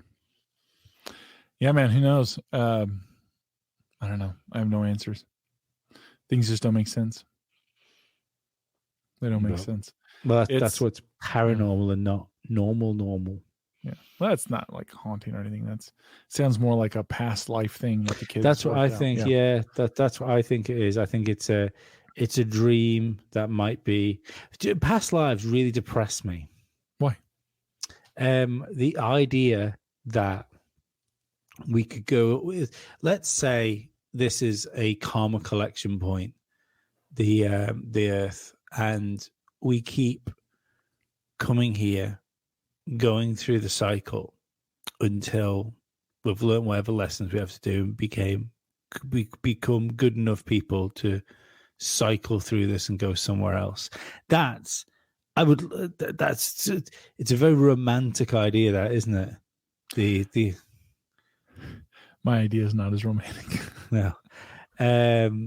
But the idea that it's okay, the idea of that is fine, but the fact that we've got to do the learning bit subconsciously, so you don't know what you did wrong in the first place. You've just got to kind of feel your way through it and not do it again. How do you know you did anything wrong? How do you know you didn't volunteer? Oh, well, I mean, very possibly we could be in a position where, like, if we're all gods, for instance, like, you can't think of anything more suitable, could you? Say, let's say the like when you hear about people having like DMT trips and stuff like that, where they take themselves out of sort of physical reality, and it seem to be fucking all powerful beings just surfing a fucking sea of energy where everything's connected, then it would make sense that in order to have a holiday away from universal connection, you would holiday in a meat cell that's completely insular and reliant on itself and not everything else around it. Yeah, and think of the depth of what you can learn in this meat shell. So I have a theory, or at least I have many theories. One of them is that this is some kind of prison. And not everyone is the same. I think some people are reincarnated and others aren't. Like we're all human, right? But what if we're not? What else? I don't know. But we always assume we're all the same thing. What if we're not? Here's the thing. Some people are tuned differently. Yes. They're clearly different. What are they? But I think things like this is strange as well. Like you ever notice some people are able to affect? Some people are able to affect. It seems like fucking everyone around them. Yeah. You know what I mean? Like it's just whether you're happy, you're sad, you're up or down. These people just have like a magnetic whatever, and they alter people's fucking lives through a moment, through a speech. It's not everyone, because it's always like that guy, like, dude, that motherfucker will change your life. It doesn't even need to be that serious. Like I know people that I know well, like friends of mine, that just people will fucking break, and me included as well in this. I'm not fucking invulnerable to it by any stretch. People will literally fucking snap their spine into and count the vertebrae to do things for people. Yeah. You will go out of your way to like. Everyone's got that friend that you can't do something, you can't go to this thing, but they say, "Do you want to go out on Friday?" You go, "Yeah, I'll go. Yeah, should we go now?" But in the same respect as well, there's certain people have a connection. You have an instant connection with certain people, and I think the weird one is that because I've always been a really good judge of character, I think, and I've always joked that if you get me close enough to smell somebody, I can tell you whether they're a good person or not. Did I ever tell you about my superpower about smelling people? No. Is it wrong? Did you do it while I was asleep? No, but you can. Well, maybe. We're all wearing the same shirt. No, so your superpowers are supposed. So I don't disagree with that, but it comes down to like I see certain characteristics in people, and we're all in these meat suits. So yes, we're all the same. And I'm not talking about differences in colors or races or backgrounds. It's all fucking nonsense. Like we're all built off the same fucking chromosomes. I think if you get close, different genetics differently. But I think if you get close to somebody, for want of better words, if you can get yourself, I'm that the image of the chakras that emanate out of people.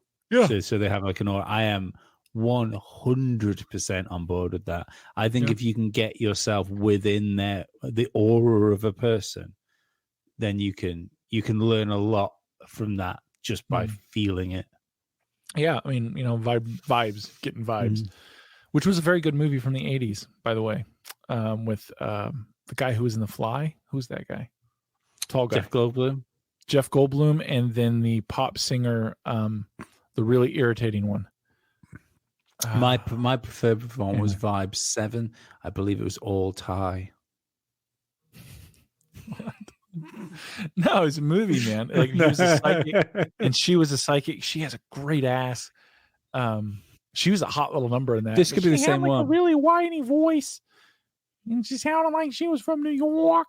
Oh man, I'm gonna have to know now. Anyway, yeah. No, I'd always wondered that maybe we're like, why does it all have to be the same? Why is everything the same?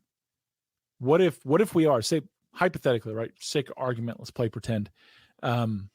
We're all different beings from this energy level, and this is a common video game we get to play. This is our video game. We get to plug in and see what it is. We're not all the same things. And whatever that characteristic is that we hold there, we bring a piece of that with us. You know, or maybe some of the people that I swear seem to be interjected into this fucking world to help you or hurt you, like whatever quote unquote vibration they're moving at. Because I think my opinion is very complex and strange. Part of it is some people are reincarnated and they're here something they're grinding something out. And maybe other people are here to kind of help them. But it's also their holiday too, right? It would only make sense that if you had something like that, you would need some sort of admin. You would need moderators. That's probably a better term for it. Help keep things on keel. But here's the thing: say you have the power of a moderator, like many are called, few are chosen. What if one of these chosen decide to go off the fucking rails? And then you get a Hitler, you get a Genghis Khan, you get a Mao, you get a Stalin, you get these men of fucking will and force that everyone follows in behind. You know, you get these corrupt child fucking actors. And I mean that. That's a good way to describe it right there. Hide it, keep it out in the open. Child fucking actors, not just child actors, child fucking actors. But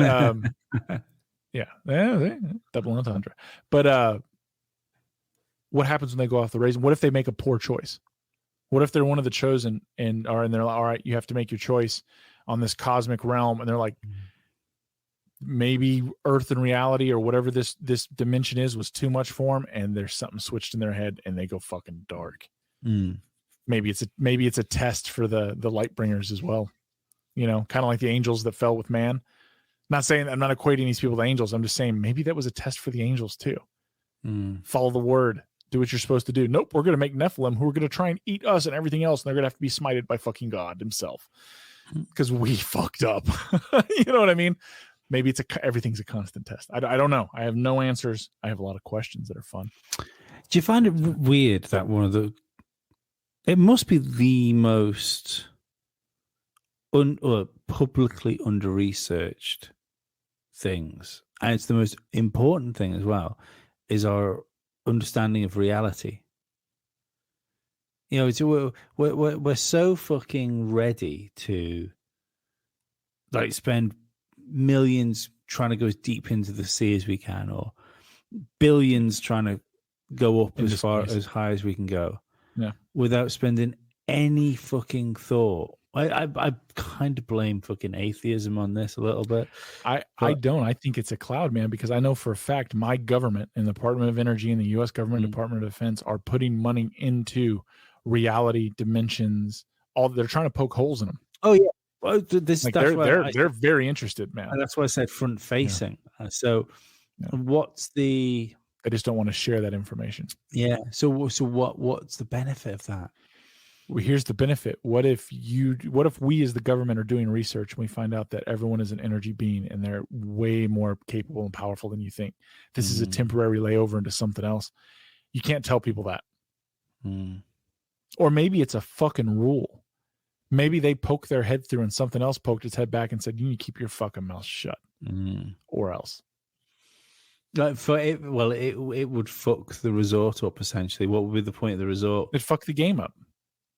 There's this instant cheat code out. You're not taking it seriously, so you're not playing the game. And by the way, that actress's name is Cyndi Lauper. Cyndi Lauper from the 80s was banging, man. Hot as fuck. Oh my God, dude, she's wearing skin tight dresses through most of it. She was a number. I suppose in the same way, if you were to prove an afterlife, like without the sort of anecdotal past life experiences, right? Imagine we proved that afterlife was nirvana. You know, it's where you will be with family that's passed, and wait around for family that is still around to see again. See, I've had personal, and you knew it was this one-way trip to fucking like a perfect sanctum. Oh yeah, no one was waiting around. You would fucking wait. You'd have one bad Monday. Yeah, one bad Monday, and you'd be in nirvana. Yeah, I think there's more to it too. So I've had personal experiences with consciousness that lead me to think everything's more complicated, right? Everything's more complicated. I think there's lots of ways to explore. I think maybe not for everybody. I don't know why that is. Some people seem to be very in tune with just other people, like a good read, good vibes, good. Yeah, no, I get it. Doing things that I've done, I've met a lot of dudes that were like that. Serious dudes, and they're superstitious to a fucking fault. You know what I mean? To a point that you'd be like, dude, what the fuck are you talking? Like, listen, fucking Jerry said the other day he had a bad night, just dream about fucking what we're supposed to do today. Like, well, guess what we're not fucking doing today? You know what I mean? Like, that's not going to happen. And lo and behold, X, Y, and Z happens, and everyone would have got fucked. So things are like that in the world. I don't know, man. I've always been very curious about it. I think the more you've trained to trust your instincts, the more sensitive you are just inherently. Like people who are atheists, I find them to be generally academics or those in logic. People who have never had to rely on their instinct for anything else. They've never had to rely on their instinct, right? It's all been books. They've had a very easy life thing. Like, that's nonsense. And you get them in these situations that are fucking dangerous, like fucking around places they should not be, doing things they should not be doing. Oh, it'll be okay because it's always okay. Your normalcy bias will get your head fucking split open with an axe. You know what I mean? They're not able to read the room. Whereas you get someone who's either had a hard upbringing or they've just been in situations throughout their life where the instincts kept them fucking alive. Those motherfuckers are the guys who walk into a room and the hair stands up on their arms. And even though there's nothing in the room anyone can see, you can still see these warriors fucking, I'm not alone. You know what I mean? They you can't tell what it is, but you know. And, it's hard to explain. It's hard to put into words. Those words don't exist. But anyway, my superpower was smelling. To jump back, I thought I told you this. Maybe you did. I have a terrible memory. So anyway, I think I might have a bit of a, I don't know what it is, but I've always been able to smell. Like, God, it's fucked up. Like, so no, I told Ollie and he was laughing his shit off. He's laughing his ass off.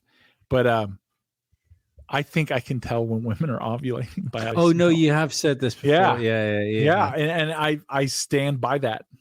It's like some kind of Bloodhound Dave. But it's like if I'm within like a waft of hair, I can tell like how I react. Like, whoa, that's something, like she is breeding material right now.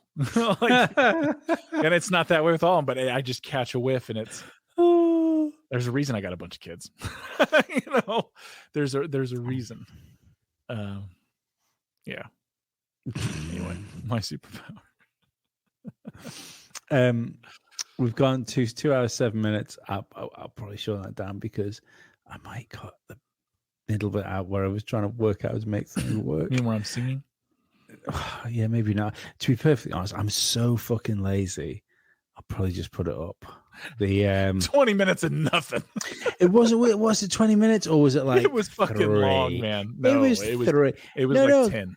No, it couldn't have been 10 because essentially all I did was like close the window down, open up back up. I checked my text messages. I sang a couple songs. I talked to myself for a bit. Not only that, before that, it's just me talking about how you're not able to hear and I can't. Or I'm not okay. I see if anyone's made it through this far through the show and they're like going, I don't understand. Nothing was wrong. Then I did a good job.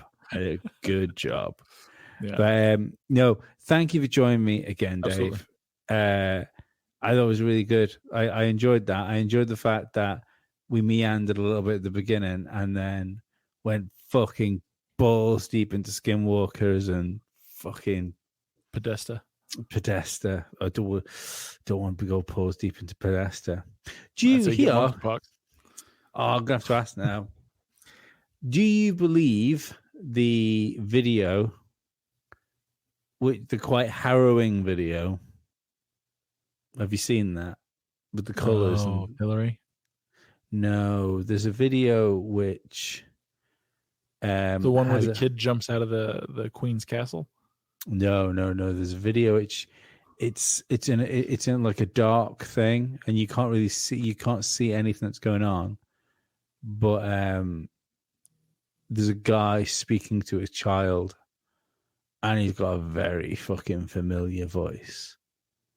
I haven't seen that. It's not like a dark web material. It's on like. You'll have to go to like BitChute or Rumble or something like that. See, that's the thing is I don't let too much of that shit in my psyche, man.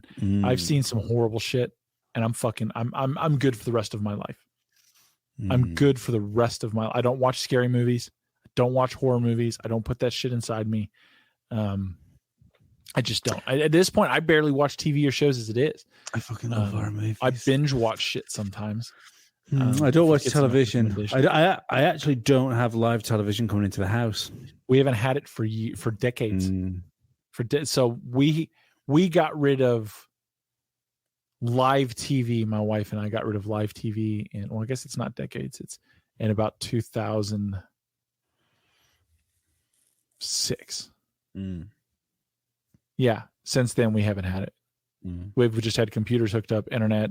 I used to rip shit off of Pirate Bay, anything we wanted, that kind of stuff. But during the pandemic, I just got. Well, I'll tell you how it worked. There's a show. You know who Piers Morgan is, don't you? I fucking hate that guy. Yeah, good call. Fucking a vile manipulator. He's one of the ones. If you say people aren't the same things, he's evil.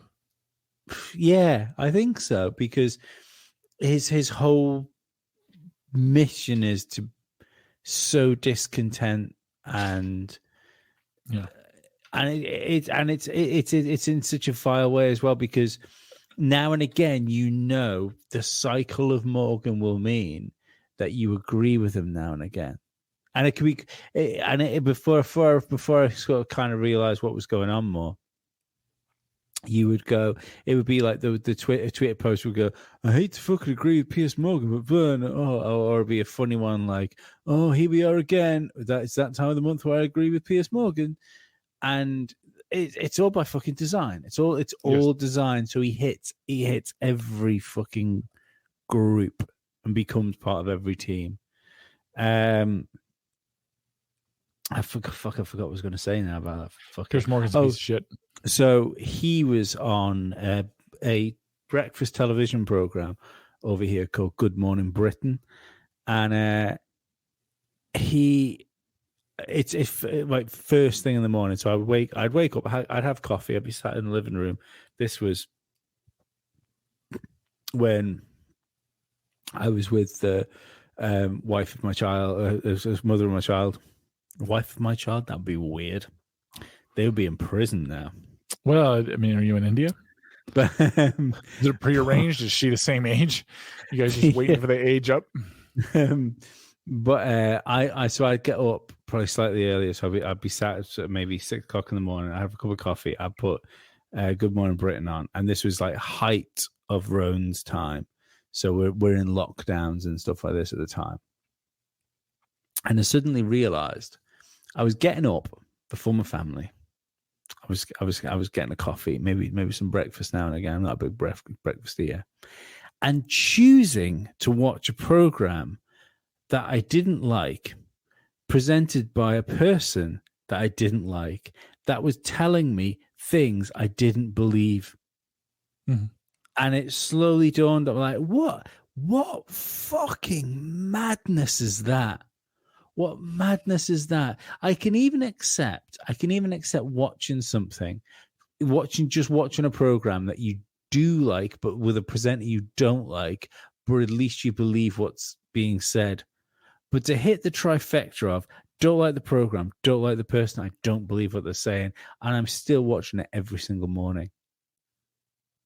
And that was as soon as I worked out, I thought, oh shit, I'm fucking indoctrinated here, because I am being. It's exactly the same as when you try and stop eating sugar, because you have your fucking salad or whatever it is you've had for lunch, and then immediately your brain goes, where's that treat we normally have about now? It's a deliciousness. Yeah, and it's exactly the same thing. You only realize you're addicted to something when you have to stop it. Yeah.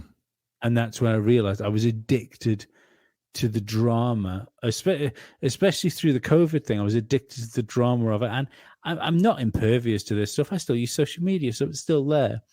But at least there is something selective about social media.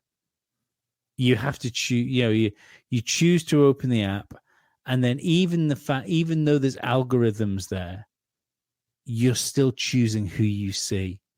You might get it given to you in a certain way, but there's still an element of you in what you're seeing. Turn the television on, there's no element of you really. You're just opening yourself up to whatever fucking programming they want to stick onto you. I am only on social media because I have to be. Oh, if it wasn't for podcasts, I fucking hate it. Yeah. If it wasn't for doing this stuff, because it's the only way to get your product out to people, essentially. Yeah. And that's what a podcast is. It's a product. Yeah. And that's, I mean, with my book, with other things, like I have those accounts that I use, and I fucking hate it, dude. Like if I did, and I mean, here's, you know what the fucked up thing is? I don't have to do any of it. I could stop right now, never do it. Like I don't fucking need any of this. But I certainly don't do this for fucking financial gain. I do mine for financial gain. Yeah. And the thing is, it started out as fun, and now it's turned into financial gain. And I think that's why I'm having trouble writing the third book. It's not fun anymore. The thing with podcasts is, I started podcasts because I thought I could make some sort of career of it, which, or at least like a good side piece money wise, which I haven't been really managed to be able to do. It might happen in the future. Unfortunately for me, and unfortunately to the point where you actually want to try and make some money out of something, that's out the window now, because I kind of think I'm doing something fucking valuable. And the problem is what I consider valuable is exactly the thing that stops you getting monetized. Yeah. So at that point, it's best to get my soul intact. Yes, always choose your soul over money. Well, if you and Ollie can get your fundraiser together, you guys come out. I got all the equipment. We'll do some fun ghost hunts. We'll shoot some full autos. We'll go run trails for a while. It'll be fun. I'm going to open myself up to entities, but they have to go in through the asshole. Dude, we will have. I'll do that for you.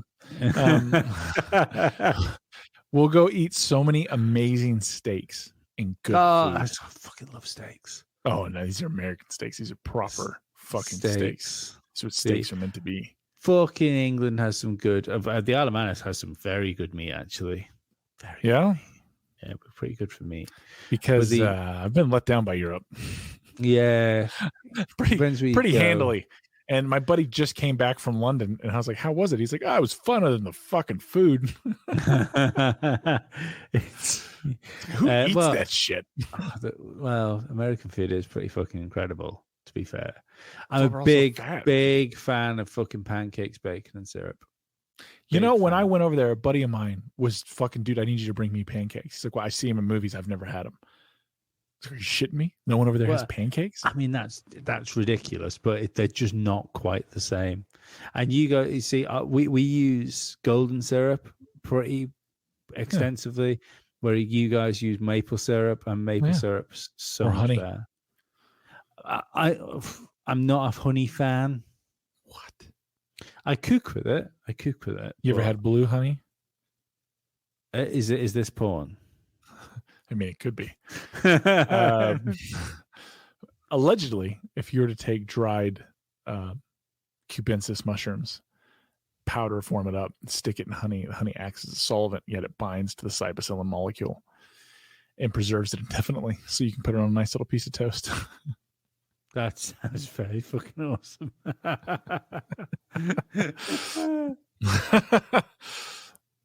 Blue honey. It's right. I'm gonna speak to Ollie, and we're gonna make this ghost hunting trip happening because I need to have a fucking holiday before we've all got carbon wallets. That won't happen in the US. Do you know what I think the downfall of the US will be people saying this could never happen here. You know what I think the downfall of the US will be? It's happening right now. But yeah, well, but essentially, it's the idea of the system can't fail. No. I think that's the difference. I think it will fail. When I mean it won't happen here, I don't mean America. I think you're absolutely going to do that in LA. You're absolutely going to do that in New York, Chicago. You mean countrywide? Yeah. I'm saying in my state. Yeah, it's not going down. It's not going to fucking happen. In the vast majority of these states, it's not. You're going to tell a mom and pop business they will no longer be able to access cash or banking. Then they just won't take their cash to the bank. Or a new form of banking will happen. That is what historically has shown. So it's historic. If your money's no longer worth anything, something will be used, usually gold, silver, something will be used, and a new form of bank will arise. It does make me wonder. Does make me wonder because I'm when I say I think we've got 5 good years left, maybe at best. It's the pessimist in me, obviously, but the other part of me thinks I feel if this was going to happen, it could have happened in the fucking 70s, 60s, 90s, 80s. You know, there's always been these litmus paper type tests to try and get this to try and destroy the West, essentially, to try and rein in freedom. Now's the perfect time, man. People are so distracted with their own egos and that they're the stars of these movies. Look at Instagram. Look at all these people living these fake bullshit. That's actually affecting people's mental health. Yeah. You know, like, well, I mean, look at what they're doing on Instagram. It's not fucking real, dude. They don't own that. Well, see, this is my thing. Like, I've had arguments with people about Twitter. I've said, like, so you're mistaking this for real fucking life. Yeah. There's 23 million people on Twitter, something like it's or maybe 230 million, something like that. Whatever. It's a fucking small amount. Isn't it something like there's only it's like 0.5% of America is on Twitter or something fucking ridiculous like that. It's such a small fragment. I think Twitter's a lot smaller than anyone's willing to admit. Like I think when I look at accounts. When I look at accounts posting like snarky comments, it's so obvious. They're not fucking real, man. You were created 4 months ago. You follow no one. You have no followers. You have no posts, even though I just read one. Yeah. What? It's like fucking crazy. Like I said, it really opened my eyes when I started getting like accounts made to tweet to me. So and I'm fucking fuck nobody with like the smallest podcast in the fucking world. Well, it's not my finest work. I thought it was great. It's very stretchy. I've done better. You really stretched yourself for that role. No, I've done better. I won't have my art degraded by celebrating my poor work. One time. But yeah, like prolapse is no one's fault. But what? Like, why? What's the point in the botting like small people like me? It's what I have realized is there's definitely a difference, and I'm sure this goes up, and I'm sure it changes as well. As soon as you hit over like 1,300 people, it changes slightly. Something shifts, and it's if you're saying what I'm saying, it's harder to get followers, and it's really odd because it's almost like the people that would follow you are kind of in a queue, because I'll go and say something fucking ridiculous, or I'll have someone like Courtney on the podcast, and I'll lose like 6 or 7 followers, which I mean, it's not a big deal. I know there's people with like 100,000, 200,000, 1 million followers. I know I've got a small Twitter account, but I find it really weird that what happens is you will lose like 6, 10. So in a percentage, if I had more followers, be a lot more people. Mm-hmm. And then instantly gain 8. So it's really strange. It's like 6 get ripped away from you, and then you make ground with 2 more when you get those back. It's like there's a waiting room to follow you. It's the algorithm is strange. Yeah, it doesn't. None of it makes sense. No. And you know how I know the wheels are destined to fall off the bus of our current civilization? Do you know how much Kim Kardashian is worth? That's so funny. I was genuinely just going to say the Kardashians as a joke. Do you know how much she's worth? Kim. Is it like 900 million? 1.8 billion. Fuck off. Do you know how much Rihanna is worth? 2 billion. 1.3.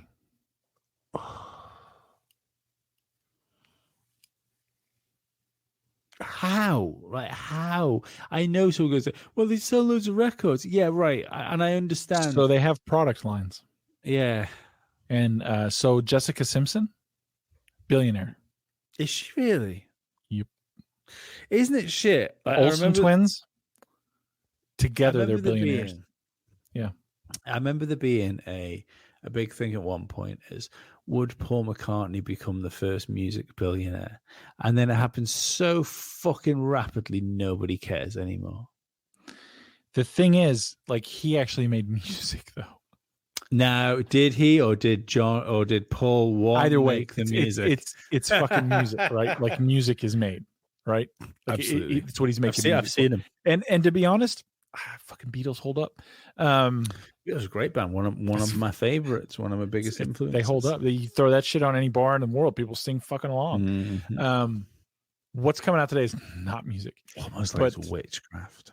A bit of it is, isn't it? So Rihanna has a makeup. She sells makeup. And they're like, wow, she created a makeup company. She did? Did she create a makeup company, or did she use her image and branding? It's the thing is, this is how you know money is, we're headed for something bad. When you have people that have no discernible talent, like the Kardashians, that are billionaires. Well, I'm good at business. What business? Yeah. What have you done? What the fuck are you doing? Nobody can tell me. It's like, what's the younger one? I looked at the financials when they were like assessing that she's a billionaire. She's not. All those numbers are fictitious. She's not selling that much shit. You got to tell me that this young girl's a billionaire and Britney Spears isn't, when she has the fucking Curious line and all these clothing, and like it doesn't make sense. Right? I feel like they're doing that or allowing that, or they're big. Somebody big behind the thing is fronting them on the front of these companies, because it's not just about what they're selling. It's about the image they portray. Because let's face it, these are some of the dumbest, most vapid fucking products on the planet. Yeah. They will do anything to be where they fucking are. Well, the whole point of celebrity was because people would do something that regarded like being celebrated for doing it. Yeah. But what are they doing? I mean, even like actors now, I mean, there's few. I mean, we have some good actors, but real actors. Yeah. Yeah. So they're making an art form. Yeah, Vince Vaughn does not make it an art form. No. Oh God. England has a fucking actor. He has one, the guy in the Peaky Blinders guy, who is the Scarecrow. Oh, that motherfucker's great. You know who I'm talking about. Yeah. Yeah. He is some deadpan delivery. Like that. He was the guy that was the Scarecrow in Batman as well. Yeah. Who's the guy that was Bane in Batman and also did the TV show Taboo, and he's done a bunch of shit. He was really in bad Venom. Remembering names. Not bad. I want to, because my buddy's a big fan of his. I gotta fucking know. But anyway, this guy, I think, like, did you see the TV show Taboo? No. My buddy, who's a particular fan, I think he's got a bit of a fucking man crush on him, loves this guy. And he's like, dude, It's like a British TV show. You got to watch it. It's fucking awesome. Mm-hmm. And I watched it, and it's fucking awesome. Mm. Whoa. The show was called Taboo. Oh, come on, man. Where's the fucking cast? Where's his name? It's only one season. Tom Hardy. Yeah. Big, because he's also in the Peaky Blinders. I'm a big fan of Tom Hardy. I like Tom Hardy. I think he's a great actor. And he genuinely is a great actor. But how many of them are there? And he does a fucking amazing American accent too, by the way. It's flawless. Yeah. It's fucking flawless. Well, and so it should be, because that's his job. It's his fucking job. Yeah. But this is the irritating thing, isn't it? With the Rock is not a great actor. and PC stuff coming in, where you say, "Well, you can't play a gay character if you can't play a gay character unless you're gay." You fuck. Well, do you know what? If a straight person or a gay person plays a gay person or a straight person, actors, they can act. That they're doing a good job. If you could be a straight person and act as a gay person, Tom Hanks in Philadelphia, you've done a good acting. Yes, it's a great performance. I've never been a fan of Tom Hanks. I've always been a fan of Wooden. I'm the only person in the world who doesn't like Tom Hanks. You don't like Forrest Gump? Well, no, not really. Especially not since it got Mandela affected. Did it? Yeah. I don't know that. I don't keep up with that. The box of chocolates thing. Yeah. Yeah. Life is like a box of chocolates. You never know what you're going to get. No, it's not. What is it? Life was like a box of chocolates. You never know what you're going to get. Fucking. They had to turn on CERN again. Motherfuckers. That doesn't even make sense, does it? It doesn't even make sense. They need to leave the fucking thing off. Stop fucking around. Stop fucking around with time. That's what I remember as life is like a box of chocolates. Life is like that's what he said. Life is like a box of chocolates. Everybody said life is like a box of chocolates. If you go and watch the film, he says, Mama says, life was like a box of chocolates. They can go fuck themselves right up the ass. It even sounds weird. It sounds doesn't make sense. There is something. Next thing you know, Forrest isn't actually going to be retarded. Just gonna be a normal guy. Did some shit. Do you know what? There's been two great news articles I've seen. I'll tell you these two things, and then we'll close it, because now you don't want to talk about Ginny being a piece of shit in that movie. But when I said we've gone 2 hours, we've now gone over 2.5 hours. My favorite two articles I've read all week. First one was a Vice article where they were saying, are we ready to start using the hard R word? I mean, I didn't stop saying retard. So is that it? Is that? I thought it was something else. No, I was like, it should be. Yeah. And they're so, is it time that we use that we start saying retard? And we have, it's you have tire retardation. I've never stopped. I think I opened the last podcast by calling myself a fucking retard. I haven't stopped doing it. And then my other favorite article of the week revolves around monkeypox. And it was either a Time article or a fucking Vice article. It was one of the two. I can't remember now. And the article was straight white men,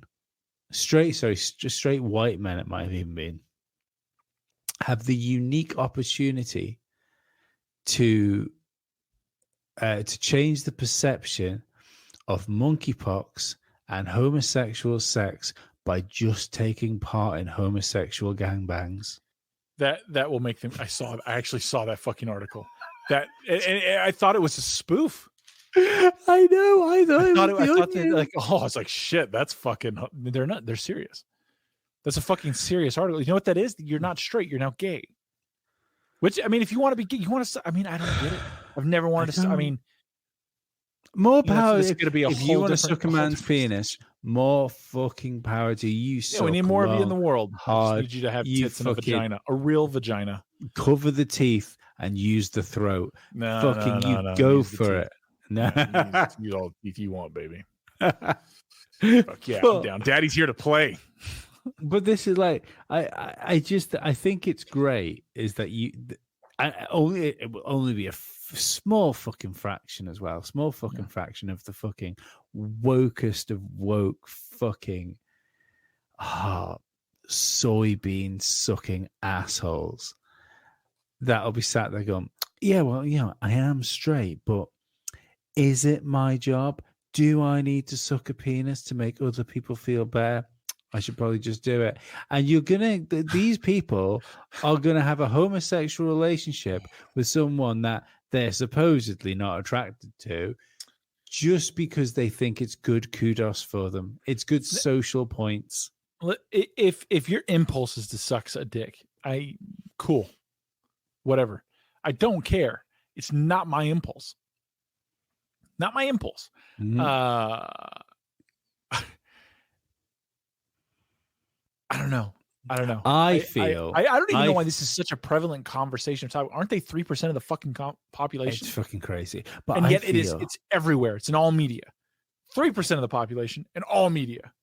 I feel it's like 13% of the population committing all crime. It is the role of hot 24-year-old girls. What is a girl? I will dictate this. I will take scores. I will have my own fucking system of measurement. You have your own testing methods. Yeah. But I believe it is their duty, social duty, to destigmatize having sex with fat 40-year-old gingers. You know what? You can have them. I personally, a 24-year-old co-ed is not my idea of a great time anymore. It was when I was, 25, 26, 27, 28. Now I'll take a 38 to 45-year-old MILF who goes to the gym regularly, who knows what she's about, knows what she wants, has a pre-established safe words and very loose boundaries. Do you know what? My friend Ben, if he has got this if he's got this far into the podcast, and he does listen to all the podcasts, he's going to be clapping his hands together like, fucking preach, brother. Tell him. You can take all these little girls who don't know what's up. Give me a woman. I want a woman. I don't want a girl. I want a fucking woman who knows what's up. She knows what she's about, and she's willing to test some boundaries. You know what I mean? Let's do this. Let's break out the rope. Break out the... Yeah, I'm going to stop there. Just saying. Dig myself into a hole. But, yeah. It's apple. What is it? It's cucumber sauce. All right, you hear cucumber sauce, we stop. Until then, don't listen to shit I got to say. Have at it. I love cucumber. So my favorite vegetable. How about cucumber sauce? Fucking 2 hours, 37 minutes, and 31 seconds. Well, 7 of it's getting edited out. David, it might be getting edited out. It depends how long it is when I actually listen back to it. It might be funny. What's much more likely to happen is that I do a preamble explaining. Don't worry about 7 minutes in the middle. Like, if you want to skip the 30-second buttons, probably press it 6 times and you'll be golden. 12. But yeah. So that's probably what's actually going to happen. I see it's natural. I'm not the BBC. I'm not. People might go and they go, "What did he fucking censor? What did they say?" I want them to get all of it. You want to hear me singing stupid stuff, farting on the mic? Absolutely. It's until we listen back to it, go, oh, it turns out Dave's really anti-Semitic when you leave him alone. What was all that stuff about Israel? Didn't even make sense. Lee was just like trying to make his mic work, and then the next thing is, he didn't do it good, but maybe he had a point. But I realize your buddy quoted Mein Kampf for 7 minutes straight, right? In perfect high German. No, I was texting my CIA handlers. That's awesome. Telling them to turn your mic back on. David, I will see you soon next week. I will speak to you soon. Hopefully we will have Oliver back and he can tell us about how Epstein Island was. Awesome. Yeah. You got to send Bye-bye. out those memes I sent you with this. You should put those in like placeholders. I should do. They're funny. They were really funny. There was a couple of those that were fucking awesome, actually. There's another good one. If you want to look for some funny memes, look for something called Forest Friends. And do you get Sylvanian Family in the US? No. Sylvanian Family is a toy aimed, I would say, at the risk of getting me cancelled, at girls. Or like miniature human females, and it's all like animals, but they're all dressed as people. So you get like little cars for your little rabbit people, houses for your rabbit people, and then there'll be but the advertisements for them will have like a little rabbit and his little rabbit daughter stood by a fence, and then two other like frog people on the other side, and someone's took them and put new captions on the bottom of them where it would say, it's like, Dave and Deborah are having a lovely day out and they meet Mr. and Mrs. Froggy. Where it actually said, they've come for the money. Go tell your mother, I love you very much, but you're not going to see me again. What is this now? Forest people memes? Forest Friends, it's called. It's fucking hilarious. Yeah, you'll like them. Right, I'm going to press the fucking stop button. Bye, Dave. Also, quick thank you if you're still listening. I have had new patron subscribers. Thank you very much. I never mention my patrons, but you stopped me having to pay for podcasts, and that's why I like you. I will be indebted. You can have, maybe I could sell my soul. But like not as in like to one person. Just it can be like my soul can be like publicly traded. Can you do that? That seems like a good idea. Ask Kim Kardashian. But yeah, thanks very much for doing this, for doing the patron stuff.